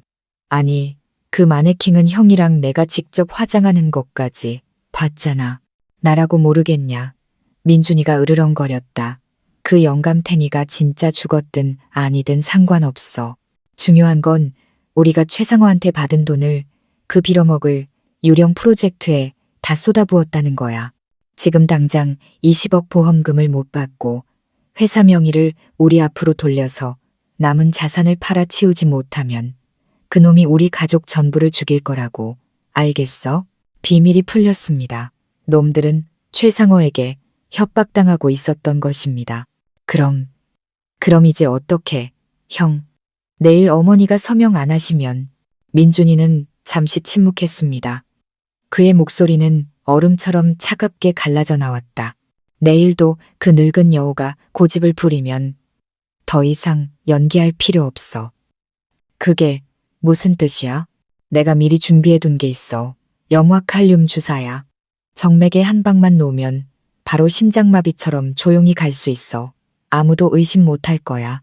남편 일은 슬픔의 아내가 따라갔다? 아주 그럴듯하지. 저는 비명을 지르지 않기 위해 제 입을 틀어막았습니다. 세상에, 엄마까지 죽이겠다고? 형, 미쳤어. 엄마를 죽이다니. 난 못해. 우리 엄마잖아. 민호가 울며 애원했다. 엄마? 민준이가 미친 듯이 웃었다. 지금 이 상황에 엄마 타령이 나와? 내 엄마랑 내 목숨 중에 뭘 선택할래? 네가 못하면 내가 해. 내일 아침 9시 박 변호사가 다시 올 거야. 내가 마지막으로 물어볼 거다. 서명하면 며칠 더 살려주고 안 하면. 그가 말을 멈췄다. 내가 그 늙은 여우 팔을 붙잡아 내가 주사할 테니. 싫어. 난 못해. 절대로 못해. 넌 해야 해. 민준이가 민호의 뺨을 후려치는 소리가 들렸다. 넌 내 동생이야. 날 따라야 해. 이미 발 담갔으면 뺄 수 없어. 같이 살거나 같이 죽거나 둘 중 하나야. 방으로 올라가. 내일 아침 마음의 준비나 해도. 저는 민호가 비틀거리며 2층으로 올라가는 발소리를 들었습니다. 더 이상 서 있을 수 없었습니다. 바닥에 주저앉았습니다. 온몸이 차갑게 식었습니다. 내일 아침 놈들이 나를 죽일 것이다. 저는 기다시피 방으로 돌아와 문을 잠갔습니다. 떨리는 손으로 김형철 탐정에게 문자를 보냈습니다. 단 한 줄이었습니다. 놈들이 제가 병원에 간 걸 알아요. 독약도 준비했어요. 내일 아침 9시 저를 죽일 거래요. 살려주세요. 살려주세요. 김형철 씨. 살려주세요. 살려주세요. 김형철 씨. 극도의 절망 속에서 보낸 마지막 문자였습니다. 두 손이 감각이 없을 정도로 떨렸습니다. 저는 차가운 바닥에 주저앉아 문에 기댔습니다. 귓가에는 민준이가 민호를 때리는 소리와 제게 내린 사형 선고가 계속 맴돌았습니다. 내일 아침 9시 네가 그 늙은 여우 팔을 붙잡아 내가 주사할 테니. 세상에, 저건 악마야. 내 아들 민준이가 아니야. 내가 품에 안고 밥을 떠먹이고 열이 날 때면 밤을 새워 간호했던 내 아들이 아니라고. 내 아들의 탈을 쓴 악마야. 헛구역질이 나왔습니다. 속이 뒤틀렸지만 토할 것도 없었습니다. 지금의 공포는 죽음 그 자체보다 더 끔찍했습니다. 자신이 실패했다는 깨달음에서 오는 공포. 내가 두 마리의 괴물을 낳았다는 공포. 어떻게 해야 하지? 창문을 깨고 소리 지를까? 하지만 여긴 3층이고 이 저택은 방음이 잘 되는 높은 담으로 둘러싸여 있었다. 목이 찢어져라 소리쳐도 아무도 듣지 못할 것이다. 설령 누군가 듣는다 해도 놈들은 내가 남편을 잃은 충격으로 정신이 나갔다고 둘러댈 것이다. 나는 졌다. 완전히 졌다. 저는 남편의 책상으로 기어갔습니다. 증거 사진을 찍고 넣어두었던 낡은 스마트폰 서랍을 열었습니다. 떨리는 손으로 화면을 켜고 사진들을 다시 보았습니다. 남편의 수첩을 찍은 사진. 그의 떨리는 필체. 선자, 만약 당신이 이 글을 읽게 된다면 조심하시오. 민준이와 민호, 절대 믿지 마시오. 그놈들은 더 이상 우리 아들들이 아니오. 눈물이 화면 위로 뚝뚝 떨어졌다. 맞아요, 여보. 당신 말이 맞았어요. 놈들은 더 이상 우리 아들들이 아니에요. 이제야 절실히 깨달았습니다. 진작 당신 말을 믿었더라면. 20억짜리 보험 계약서 사진으로 화면을 넘겼습니다. 뻔뻔한 위조 서명. 수백억이 빠져나간 은행 거래 내역서. 증거는 전부 여기 있다. 하지만 내가 죽으면 이 증거가 무슨 소용이란 말인가. 절망에 빠져 있을 때 주머니 속 폴더폰이 울렸습니다. 삐빅. 저는 화들짝 놀랐습니다. 김영철 탐정이었습니다.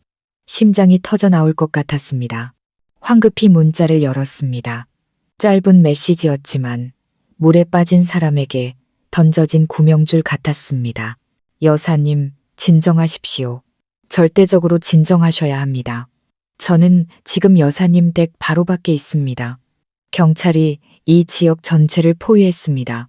녹음기를 통해 모든 대화를 들었습니다. 증거는 전부 확보했습니다. 저는 3번이나 문자를 다시 읽고 나서야 제 눈을 믿을 수 있었습니다. 김형철 탐정이 녹음 내용을 들었다고? 세상에, 화분에 숨겨둔 녹음기. 나는 까맣게 잊고 있었다. 나는 계단에 숨어 있었지만 녹음기는 거실에 남아 놈들의 모든 대화를 한마디 한마디 전부 녹음하고 있었던 것이다. 정말인가요, 김형철 씨? 저는 떨리는 손으로 답장했다. 100% 사실입니다. 여사님께서는 정말 엄청난 일을 해내셨습니다. 살인모의 증거는 명백합니다. 이제 여사님의 안전이 최우선입니다. 방문은 잠가두셨습니까? 네. 잠그고 협탁으로 막아뒀어요. 잘하셨습니다. 그대로 방 안에 계십시오. 놈들이 문을 두드리거나 애원하거나 협박하더라도 절대 열어주시면 안 됩니다. 피곤해서 아무 소리도 못 들은 척 하십시오. 놈들이 문을 부수고 들어갈 기회를 주지 않을 겁니다. 하지만 내일 아침 9시면 놈들이 걱정 마십시오. 모든 것은 내일 아침 9시 전에 끝날 겁니다. 저를 믿으시고 사장님을 믿으십시오. 몇 시간만 더 버티시면 됩니다. 모든 것이 곧 끝납니다. 저는 전화기를 끌어안고 흐느껴 울었습니다. 이번에는 살 수 있다는 안도감의 눈물이었습니다. 여보, 듣고 있어요. 당신이 나를 지켜주고 있어요. 김영철 탐정이 나를 지켜주고 있어요. 나는 더 이상 혼자가 아니야. 저는 심호흡을 했습니다. 남편의 편지 사진을 다시 보며 속삭였습니다. 걱정 말아요. 나 무너지지 않을게요. 나는 살 거예요. 당신과 나를 위한 정의가 실현되는 것을 보기 위해 반드시 살아남을게요. 오늘 밤은 내 인생에서 가장 긴 밤이 될 것이다. 저는 어둠 속에서 꼼짝 않고 앉아 있었습니다. 불을 켤 엄두도 내지 못했습니다. 문틈으로 새어나가는 불빛이 놈들에게 내가 깨어있다는 것을 알릴까봐 두려웠습니다. 저는 남편이 쓰던 무거운 안락의자를 끌어다 협탁 뒤에 덧대어 문을 막았습니다. 이제 놈들이 자물쇠를 부순다 해도 문을 열려면 시간이 좀 걸릴 것이다. 시간은 무섭도록 더디게 흘러갔습니다. 새벽 1시, 2시, 아래층의 괴종시계가 규칙적으로 똑딱거렸습니다. 그 소리가 마치 망치처럼 제 신경을 두드렸습니다. 복도에서 발소리가 들렸습니다. 심장이 철렁했습니다. 발소리는 제 방문 앞에서 멈췄습니다. 민준이의 목소리였습니다. 어머니, 주무세요. 저는 숨을 죽였습니다. 어머니, 안 주무시는 거 알아요. 문 좀 열어보세요. 드릴 말씀이 있어요. 목소리에는 더 이상 아들이 어머니에게 말하는 다정함이 없었습니다. 명령조였습니다. 저는 문 뒤에서 몸을 웅크렸습니다. 문 안 여시겠다. 지금 무서워서 떨고 계시죠. 그가 비웃는 소리가 두꺼운 문을 뚫고 들려왔습니다. 다 엿들었죠. 그렇죠. 지금 누구랑 연락하고 있는 거예요? 세상에, 어떻게 알았지? 그 방 안에 숨어 있으면 끝날 것 같아요. 내가 문을 못 부술 것 같으냐고요. 어머니, 난 이미 다 알고 있어요. 당신이 병원 간 것도, 은행 간 것도, 우리를 배신할 음모를 꾸미고 있다는 것도 다 안다고요. 저는 온몸을 사시나무처럼 떨었습니다. 김영철 씨, 살려주세요. 하지만 형, 민호의 목소리가 두려움에 착 끼어들었다. 만약 경찰은 무슨 경찰, 미쳤어. 증거도 없는데 경찰이 왜 와? 이 늙은 여우가 겁주려고 쇼하는 거야. 민준이가 소리쳤다. 어머니, 마지막으로 말합니다. 문 여세요. 안 열면 내일 아침 9시에 내가 문 부수고 들어갈 겁니다. 그때는 애원해도 소용없을 거예요. 놈들의 발소리가 분노에 차멀어졌습니다. 저는 바닥에 주저앉았습니다. 온몸이 땀으로 흠뻑 젖었습니다. 다행히 놈은 녹음기 존재는 모르고 있었습니다. 그저 제가 엿들었을 거라고 짐작만 할 뿐 증거는 없다고 생각하는 것입니다. 그래서 아직 기다리고 있는 것입니다. 저는 평정을 되찾으려 했으며 남편과 김영철 탐정을 떠올렸습니다. 문득 남편이 예전에 김영철 탐정에 대해 해줬던 이야기가 생각났습니다. 10년도 더 된 일이었습니다. 그때 김영철은 20대 초반의 젊은이였고 그의 아버지가 사업에 실패해 최상호 같은 악질 사채업자들에게 빚을 졌다고 했습니다. 놈들이 집에 쳐들어와 빚을 독촉하며 아버지의 손을 자르겠다고 협박하자 어렸던 김영철은 칼을 들고 그들에게 덤비려 했다고 합니다. 바로 그때 남편이 나타났습니다. 당시 사업이 잘 되던 남편은 연줄이 좀 있었습니다. 그는 김영철 아버지의 빚을 전부 갚아주었을 뿐만 아니라 자신의 명성을 이용해 그 무리들을 진정시켰습니다. 그날 남편은 손에 붕대를 감고 집에 돌아왔습니다. 제가 묻자 그는 그저 웃으며 좀 긁혔어, 여보, 라고만 했습니다. 나중에 김영철이 제게 말해주길 그날 최상호의 소굴에서 놈들이 남편에게까지 폭력을 쓰려 했답니다. 하지만 온화한 기술자였던 남편은 아주 강단 있게 말했답니다. 나는 부탁하러 온 게 아니오. 이 빚을 사러 왔소. 김 사장은 내 친구고 내 친구를 건드리는 건 나를 건드리는 거요. 최 사장, 당신이 돈도 있고 부하도 있겠지만 사업하는 사람에게 가장 중요한 건 신용이요. 오늘 나를 곤란하게 만들면 내일은 모든 은행과 거래처가 당신에게 등을 돌리게 만들겠소. 당시 기세등등하던 최상호도 남편의 기세에 눌려 돈을 받고 물러날 수밖에 없었다고 합니다. 그때부터 김영철은 남편을 대부처럼 따랐습니다. 탐정학교를 다니고 자신의 회사를 차린 후에도 수년 동안 변함없이 충성을 다했습니다. 남편은 제게 이렇게 말했습니다. 여보, 내가 형철이를 도운 건 보답을 받으려고 한 게 아니야. 그 아이 눈에서 의리를 봤거든. 정과 의리를 아는 사람은 절대 나쁜 사람이 될 수 없어. 맞습니다. 김영철은 지금 밖에서 남편에게 받은 그 의리를 갖고 있는 것입니다. 그는 저를 버리지 않을 것입니다. 창밖을 보니 하늘이 밝아오기 시작했습니다.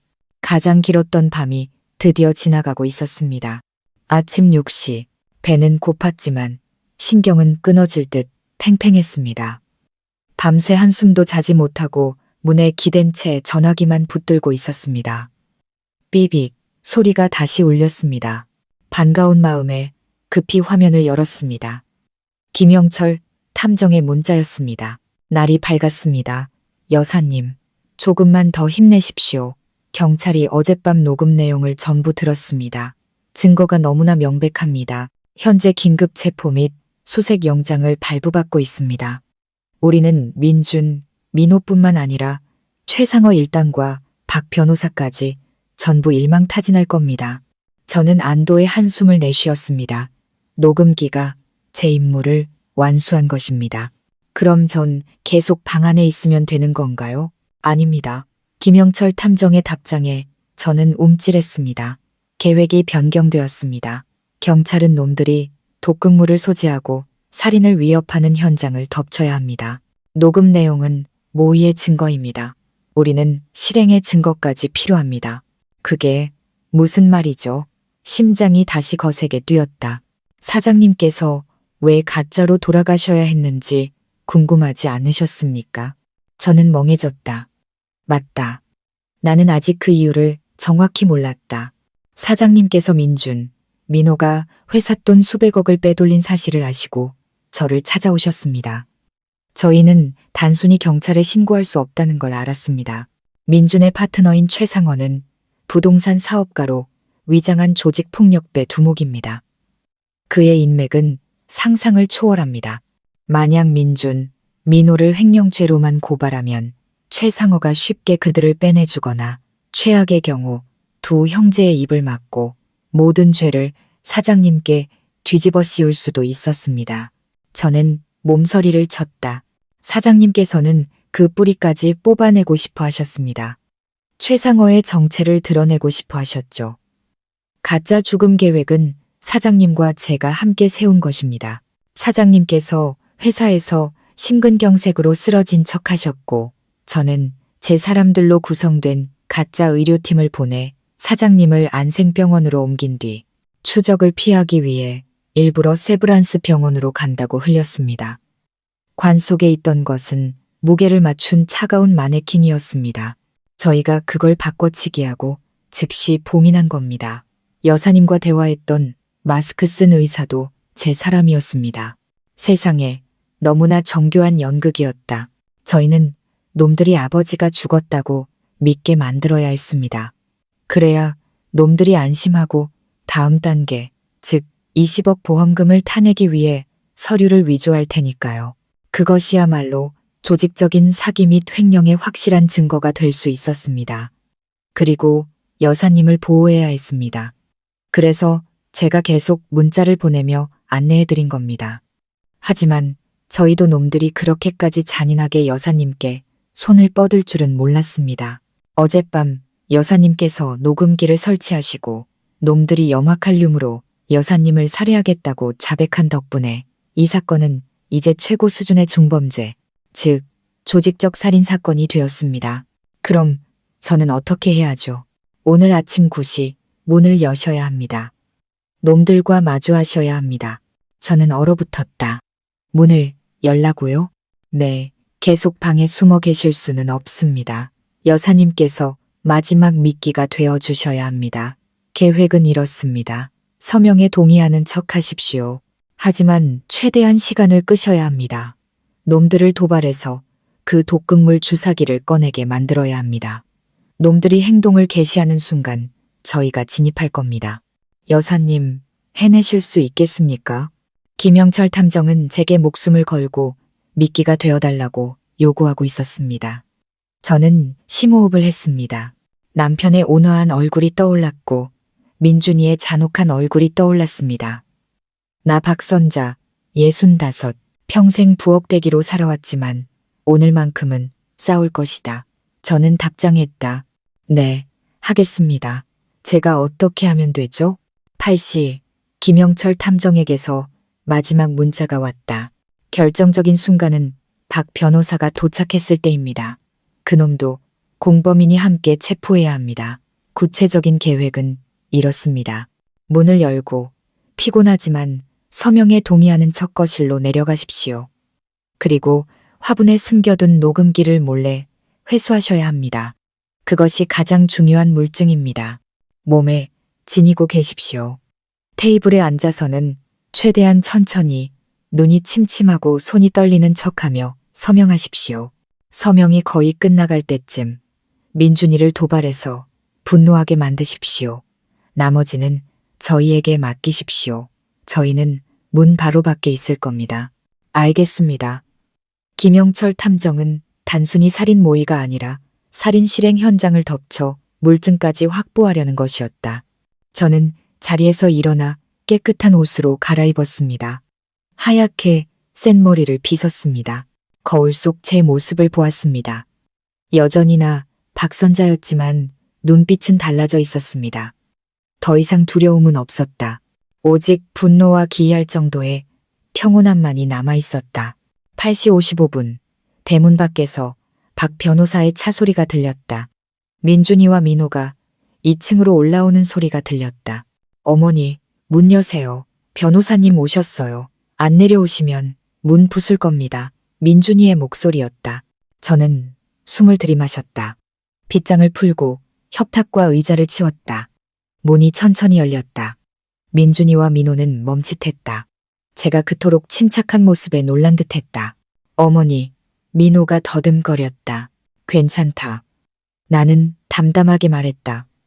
생각해봤는데 서명하마. 더 이상 너희들 힘들게 하고 싶지 않구나. 민준이의 얼굴이 환하게 펴졌다. 그는 승리의 미소를 지었다. 진작 그러셨어야죠. 내려가시죠. 변호사님이 기다리십니다. 그가 앞장섰고 나는 뒤를 따랐다. 민호는 창백한 얼굴로 맨 뒤를 따랐다. 거실을 지날 때 화분이 눈에 들어왔다. 잠깐만. 내가 말하자 두 녀석이 돌아봤다. 어젯밤에 내 머리 비녀가 이 근처 어디 떨어진 것 같은데 좀 찾아봐야겠다. 민준이가 미간을 찌푸렸다. 이 시간에 비녀가 뭐가 중요하다고. 하지만 나는 아랑곳하지 않고 비틀거리며 화분 쪽으로 다가갔다.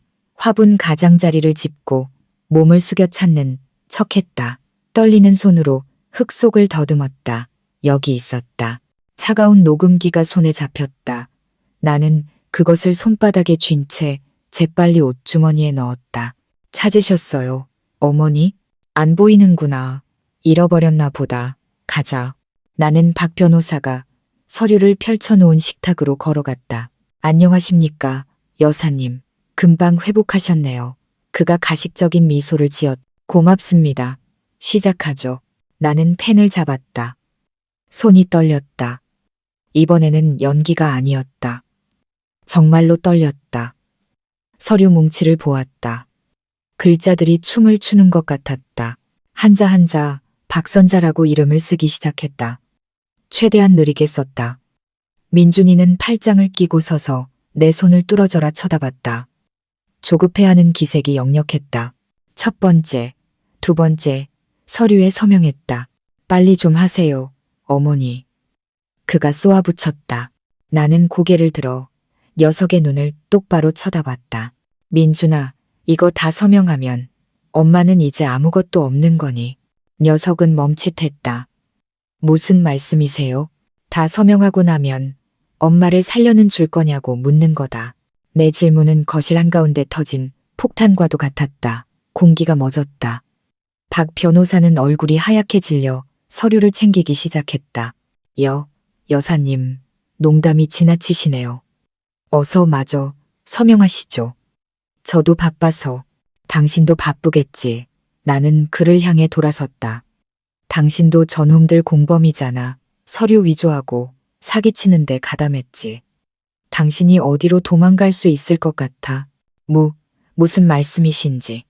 그는 벌벌 떨었다. 하지만 민준이는 더 이상 참지 않았다. 그의 위선적인 가면이 벗겨졌다. 이 늙은 여우가, 그가 으르렁거렸다. 내년 다 알고 있었구나. 그래, 나는 벌떡 일어섰다. 주머니에서 녹음기를 꺼내 높이 쳐들었다. 다 알고 있다. 내 놈들이 내 아버지 죽음을 조작한 것도, 회사 돈을 빼돌린 것도, 20억짜리 보험 계약서도, 그리고 오늘 아침 독약으로 날 죽이려 했다는 것까지 전부 다. 민호는 바닥에 주저앉았다. 어머니, 죄송해요. 넌 닥쳐. 민준이가 소리쳤다. 그는 녹음기를 뚫어져라 쳐다봤다. 내년 언제부터 녹음한 거야? 어젯밤부터. 나는 소리쳤다. 내 놈들 목소리. 네가 그 늙은 여우 팔을 붙잡아. 내가 주사할 테니. 전부 다 여기 녹음되어 있다. 내가 늙어서 정신없는 노인네인 줄 알았지? 착각하지 마. 민준이의 눈이 핏발로 가득 찼다. 그는 민호와 박 변호사를 둘러보았다. 모든 것이 끝났다는 것을, 더 이상 물러설 곳이 없다는 것을 깨달은 것이다. 이 빌어먹을 년, 그가 소리쳤다. 내년이 나를 이렇게 만들었어. 죽고 싶다고 했지? 소원대로 해주마. 그는 내게 달려들었다. 하지만 나는 준비되어 있었다. 나는 녹음기를 그의 머리 위로 창문 쪽으로 던졌다. 김영철 씨, 증거예요. 민준이는 반사적으로 몸을 돌려 녹음기를 잡으려 했다. 잡아. 나는 소리쳤다. 하지만 그는 녹음기를 잡지 않았다. 대신 몸을 돌려 재킷 주머니에서 무언가를 꺼냈다. 주사기였다. 투명한 액체로 가득 찬 주사기. 형, 안 돼. 민호가 바닥을 기며 형의 다리를 붙잡았다. 민준이는 민호를 걷어차고 내게 달려들었다. 죽여버릴 거야. 내가 너를 죽여버릴 거야. 박 변호사는 공포에 질려 소파 뒤에 숨었다. 나는 눈을 감았다. 나는 최선을 다했다. 김영철 씨, 여보. 지오. 육중한 현관문이 부서지며 열렸다. 경찰이다. 모두 꼼짝 마. 무기 내려놔. 화인. 김형철 탐정이었다. 그는 방탄조끼를 입고 권총을 든 채 가장 먼저 뛰어들어왔다. 그 뒤로 무장한 경찰, 기동대 수십 명이 들이닥쳤다. 민준이는 얼어붙었다. 그의 손에는 여전히 주사기가 들려 있었다. 그는 나와 한 걸음 거리에 서 있었다. 이민준, 살인 미수 혐의로 체포한다. 주사기 내려놔. 김영철 탐정이 소리쳤다. 민준이는 김영철 탐정과 경찰, 그리고 나를 번갈아 보았다. 그의 눈에는 후회가 아니었다. 실패에 대한 극도의 증오가 담겨 있었다. 그는 미친 듯이 웃기 시작했다. 나를 잡아. 그렇게 쉬울 줄 알아? 그는 내게 달려드는 대신 몸을 돌려 바닥에서 떨고 있는 민호를 붙잡았다. 그리고 동생의 목에 주사기를 겨눴다. 전부 물러서지 않으면 이놈을 찌를 거야. 이 한 방이면 둘 다 죽어. 물러서. 넓은 거실은 순식간에 숨막히는 대치 현장으로 변했다. 수십 개의 총구가 민준이를 향했다. 그는 미친 듯이 민호의 목을 조르며 다른 손으로는 치명적인 액체가 담긴 주사기를 흔들었다. 진정해, 민준. 무기 내려놔. 김영철 탐정이 가장 앞에 서서 협상을 시도했다. 넌 이제 끝났어. 어리석은 짓 하지 마. 끝나. 나한테는 내 동생이 있어. 민준이가 소리쳤다. 전부 물러서 당장 차 한 대 준비해. 안 그러면 이놈을 찔러 죽일 거야. 형에게 목이 졸린 민호는 얼굴이 파랗게 질려 형, 살려줘 하고 간신히 신음했다. 나는 그 자리에 얼어붙었다. 달려들어 애원하고 싶었지만 두 발이 땅에 붙어버린 것 같았다. 저들은 내 두 아들이다. 한 놈이 다른 놈을 제 어미와 경찰 앞에서 죽이려 하고 있었다. 민준아, 나는 목이 찢어져라 소리쳤다. 그만해. 아들아, 제발. 그러지 마. 동생을 죽이고 네가 어떻게 살아. 제발 놔줘. 모든 죄는 엄마가 다 짊어질게. 엄마가 빌게. 닥쳐. 그가 내게 소리쳤다. 다 당신 때문이야. 당신이 순순히 서명만 했어도, 당신이 쓸데없는 짓만 안 했어도 모든 게 끝났을 거라고. 다 당신 때문이야. 그의 말이 맞았다. 나 때문이었다. 하지만 나는 후회하지 않았다. 차를 원한다고? 좋아. 김영철 탐정이 부하에게 신호를 보냈다. 차를 내주지. 하지만 동생은 풀어줘야 해. 그 아이는 죄가 없어. 죄가 없다고? 민준이가 비웃었다. 이놈도 나랑 똑같은 공범이야. 돈 빼돌리고 돈 숨겼어. 내가 죽으면 이놈도 같이 죽어야 해. 나 혼자 갈 순 없지. 그 극도의 광란의 순간 나는 보았다. 내 비겁한 아들, 언제나 형이 등 뒤에 숨기만 하던 민호가 갑자기 버둥거림을 멈추었다. 녀석은 나를 보았다. 평생 잊을 수 없는 눈빛이었다. 고통과 후회, 그리고 마지막 결단이 담긴 눈빛. 녀석은 웃고 있었다. 나를 보며 웃었다. 어머니, 녀석이 속삭였다. 죄송해요. 그리고 민준이가 김영철 탐정과 고함을 치는 바로 그 순간 민호는 남은 힘을 다해 입을 벌려 물었다. 주사기를 든 형의 팔뚝을 이가 밝히도록 세게 물었다. 아! 민준이가 고통에 찬 비명을 질렀다. 반사적으로 민호를 잡았던 팔에 힘이 풀렸다. 주사기가 그의 손에서 날아갔다. 체포해. 김형철 탐정이 소리쳤다. 눈 깜짝할 사이에 2명의 경찰이 달려들어 민준이를 바닥에 쓰러뜨렸다. 차가운 수갑 소리가 울려 퍼졌다. 놔. 놓으라고. 난 지지 않았어. 민준이는 미친 듯이 발버둥치며 머리를 바닥에 찧었다. 모든 것이 너무 빨리 일어났다. 민호는 바닥에 웅크린 채 거친 기침을 해댔다. 나는 더 이상 견딜 수 없었다. 마지막 남은 기력마저 다 소진되었다. 눈앞이 흐려졌다. 김영철 탐정이 내게 달려오는 것을 마지막으로 모든 것이 어둠 속으로 잠겼다. 깨어났을 때 다시 소독약 냄새가 코를 찔렀다. 하지만 이번에는 병원의 가짜 냄새가 아니라 진짜였다.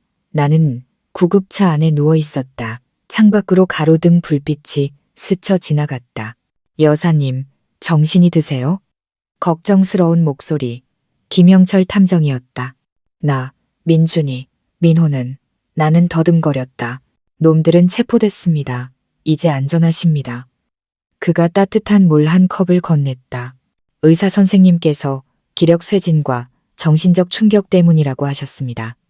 정밀 검사를 위해 병원으로 가는 중입니다. 나는 물을 한 모금 마셨다. 목이 타는 듯했다. 고마워요, 김영철 씨. 그리고 민호도, 그 아이가. 네. 김영철 탐정이 복잡한 눈빛으로 고개를 끄덕였다. 민호 군은 마지막 순간에 사람이 되기를 선택했습니다. 그 행동이 자신의 목숨을 구했고 형의 죄를 명백하게 만들었습니다. 아마 형량을 감경받는데 도움이 될 겁니다. 나는 한숨을 쉬었다. 눈물이 다시 흘렀다. 적어도 2 아들 중 하나는 완전히 어둠 속으로 가라앉기 전에 희미한 양심의 빛을 되찾은 것이다. 놈들은 연행됐나요? 네. 여사님께서 쓰러지신 후 3명 모두 연행했습니다. 박 변호사는 겁에 질려 바지에 오줌까지 싸며 모든 걸 자백했습니다. 민주는 아무 말도 하지 않고 그저 웃기만 했습니다. 완전히 미친 것 같았습니다. 민호는 차에 탈 때까지 엄마, 죄송해요 라고 계속 빌었다고 합니다. 나는 눈을 감았다. 심장이 갈갈이 찢기는 듯했다. 나는 이겼다. 하지만 그 대가는 내 가족 전부였다. 차가 멈추고 병원에 도착했다. 김영철 탐정은 나를 응급실로 부축했다. 의사와 간호사들이 분주하게 움직이며 나를 검사하고 링거를 놓았다. 그는 모든 수속을 처리하며 내 곁을 지켰다. 김영철 씨, 최상원은 어떻게 됐나요? 걱정 마십시오. 그의 목소리는 단호했다. 여사님의 녹음 파일과 민호군, 그리고 박 변호사의 자백으로 최상호에게 긴급 체포 영장이 발부됐습니다. 공항에서 해외로 도망치려던 것을 붙잡았습니다. 그놈과 그놈의 조직 전체를 뿌리 뽑을 겁니다. 정선 섬유는 회사는 어떻게 되죠? 구제될 겁니다. 민준과 최상호의 거래는 전부 사기입니다. 은행은 최상호에게서 채무를 회수할 것이고 불법적인 담보계약은 무효가 될 겁니다. 시간은 걸리겠지만 사장님의 평생의 노력이 사라지지는 않을 겁니다. 그것이 이 모든 비극 속에서 유일한 좋은 소식이었다. 푹 쉬세요, 여사님. 건강을 되찾으셔야 합니다. 여사님을 애타게 기다리는 분이 계시니까요.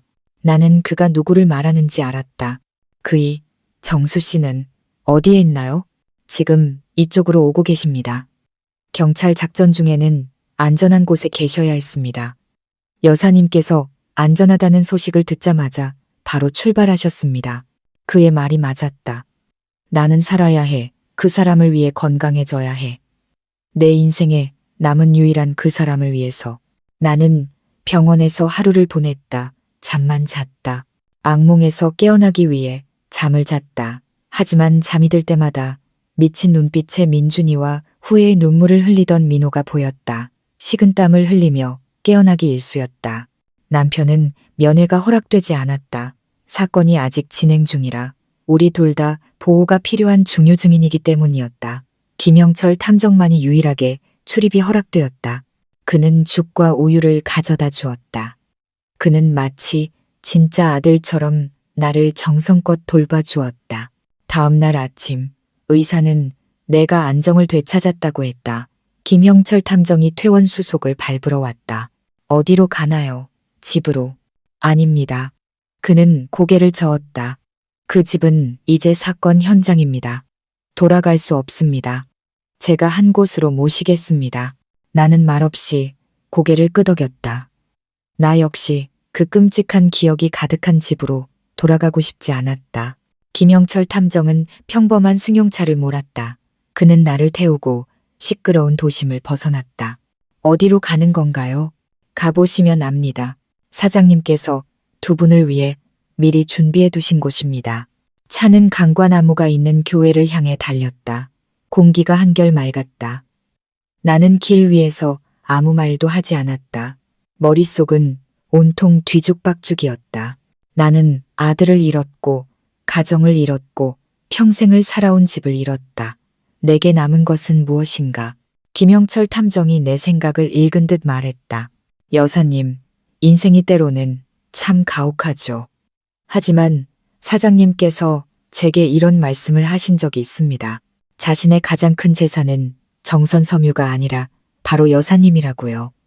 모든 것을 잃어도 여사님만 곁에 있다면 뭐든 다시 시작할 수 있다고 하셨습니다. 이번에 사장님은 정말 많은 것을 잃으셨습니다. 아들까지 잃으셨죠. 그 어느 때보다 여사님이 필요하실 겁니다. 눈물이 다시 흘렀다. 나도 그이가 필요해요. 그이 없이는 어떻게 살아가야 할지 모르겠어요. 차는 푸른 나무가 늘어선 작은 흙길로 접어들었다. 길 끝에는 붉은 기와지붕의 아담한 집 한 채가 있었다. 하얀 나무 울타리와 현관 앞을 화려하게 장식한 부겐빌리아 덩굴. 이 집은, 여기는, 나는 더듬거렸다. 여사님 외갓집입니다. 김영철 탐정이 미소 지었다. 사장님께서 몇 달 전에 몰래 다시 사들여서 수리해 두셨습니다. 은퇴하시면 두 분이서 여기 내려와 채소 가꾸고 닭 키우며 사실 거라고 하셨어요. 폭풍이 닥치기 전부터 돌아올 길을 준비하고 계셨던 겁니다. 나는 내 눈을 믿을 수 없었다. 내 어린 시절의 집. 남편과 내가 처음 만났던 바로 그곳. 차가 멈췄고 김영철 탐정이 문을 열어주었다. 그이가 안에 있나요? 그가 고개를 끄덕였다. 어젯밤부터 여사님을 기다리고 계셨습니다. 나는 차에서 내렸다. 두 다리가 떨렸다. 공포가 아닌 벅찬 감동 때문이었다. 붉은 기와 현관, 부겐빌리아 덩굴, 모든 것이 내 기억 속 그대로였다. 남편이, 그가 이 모든 것을 준비한 것이다. 우리 두 사람을 위한 평온한 안식처를. 돈도, 사기도, 죄악도 없는 곳을. 김영철 탐정이 내 작은 짐가방을 들고 뒤따랐다. 들어가시죠. 저는 이만 시내로 돌아가 보겠습니다. 최상원 옷 마무리 지어야죠. 벌써 잡혔다고. 네. 하지만 그놈의 동업자들까지 전부 처리해야 합니다. 그럼 이만. 모든 일이 정리되면 다시 찾아뵙겠습니다. 김영철 씨, 내가 그를 불렀다. 고마워요. 모든 것에 정말 고마워요. 그는 그저 온화하게 웃으며 고개를 끄덕이고는 차를 타고 떠났다. 이제 이 집과 그 안에 있는 남자와 나만 남았다. 나는 갈색 나무 문 앞에 섰다. 문은 잠겨 있지 않았다. 손을 뻗어 문을 밀려다 다시 거두었다. 두려웠다. 그와 마주할 것이 두려웠다. 뭐라고 말해야 할까? 여보, 당신 계획이 성공했어요. 아니면 여보, 우리 아들들 다 잃었어요. 내 약한 모습을 그에게 보이고 싶지 않았다. 그의 앞에서 무너지고 싶지 않았다. 지난 며칠간 나는 강인하게 버텨왔지만 이제 더 이상 강한 척할 필요가 없었다. 나는 심호흡을 하며 터져 나오려는 눈물을 간신히 참았다.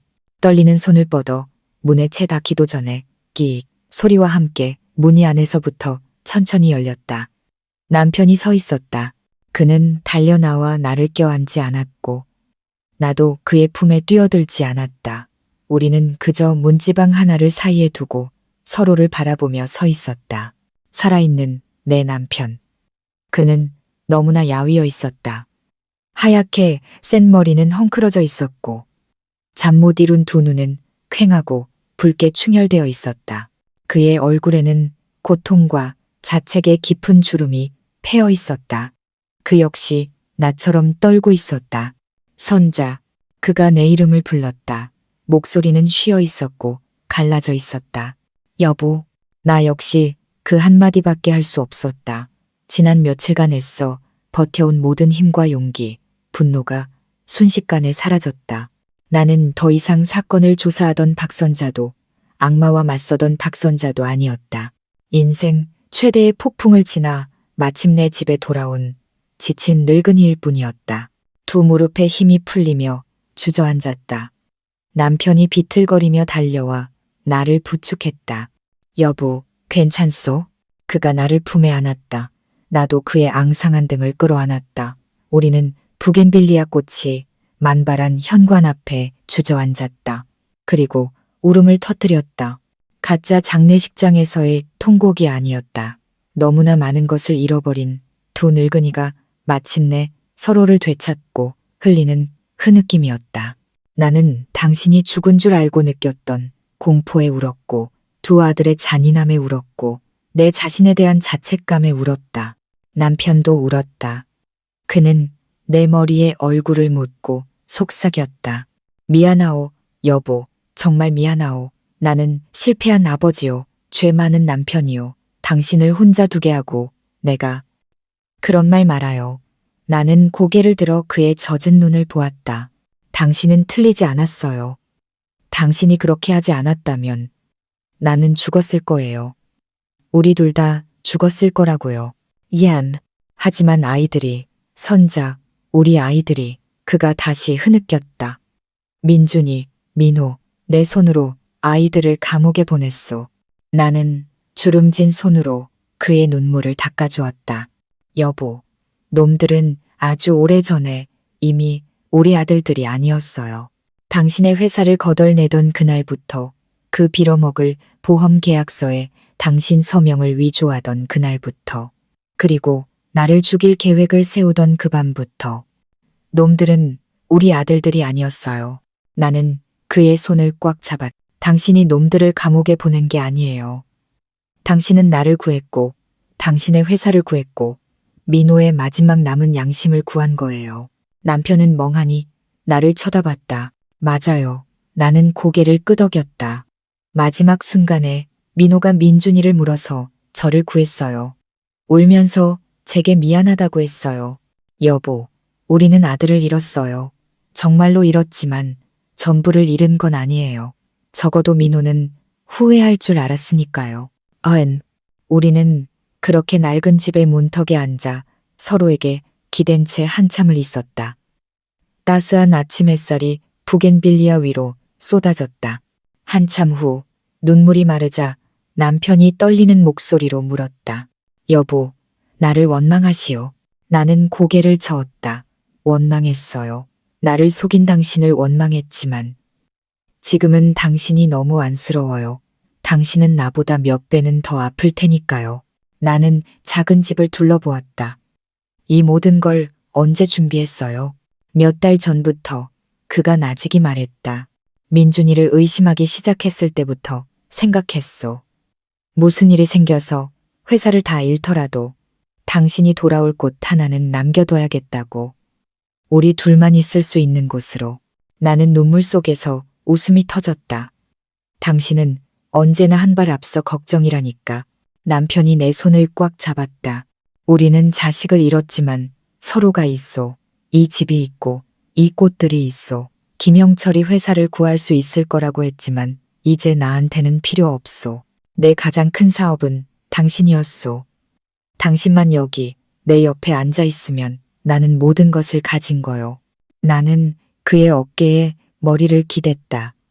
고통은 여전히 심장 한가운데 남아 있었다. 자식을 잃은 슬픔은 아마 평생 사라지지 않을 것이다. 하지만 평온이 돌아왔다. 폭풍은 지나갔다. 나는 남편이 미리 가꾸어둔 작은 텃밭을 보았다. 햇살은 여전히 눈부시게 빛나고 있었다. 여보, 내가 속삭였다. 응, 그가 대답했다. 내일 우리 밭에 나가서 풀이나 뽑을까요? 남편이 내 손을 더 꽉 잡았다. 그래, 내일은 같이 풀을 뽑읍시다. 우리는 그렇게 두 개의 하얀 머리를 맞댄 채 앉아 있었다. 화려한 부겐빌리아 아래에서 인생 최대의 환난을 겪고 난 뒤 우리는 알게 되었다. 잿더미가 아무리 차가울지라도 굳건한 부부의 정이야말로 마지막까지 남는 가장 따뜻한 불씨라는 것을.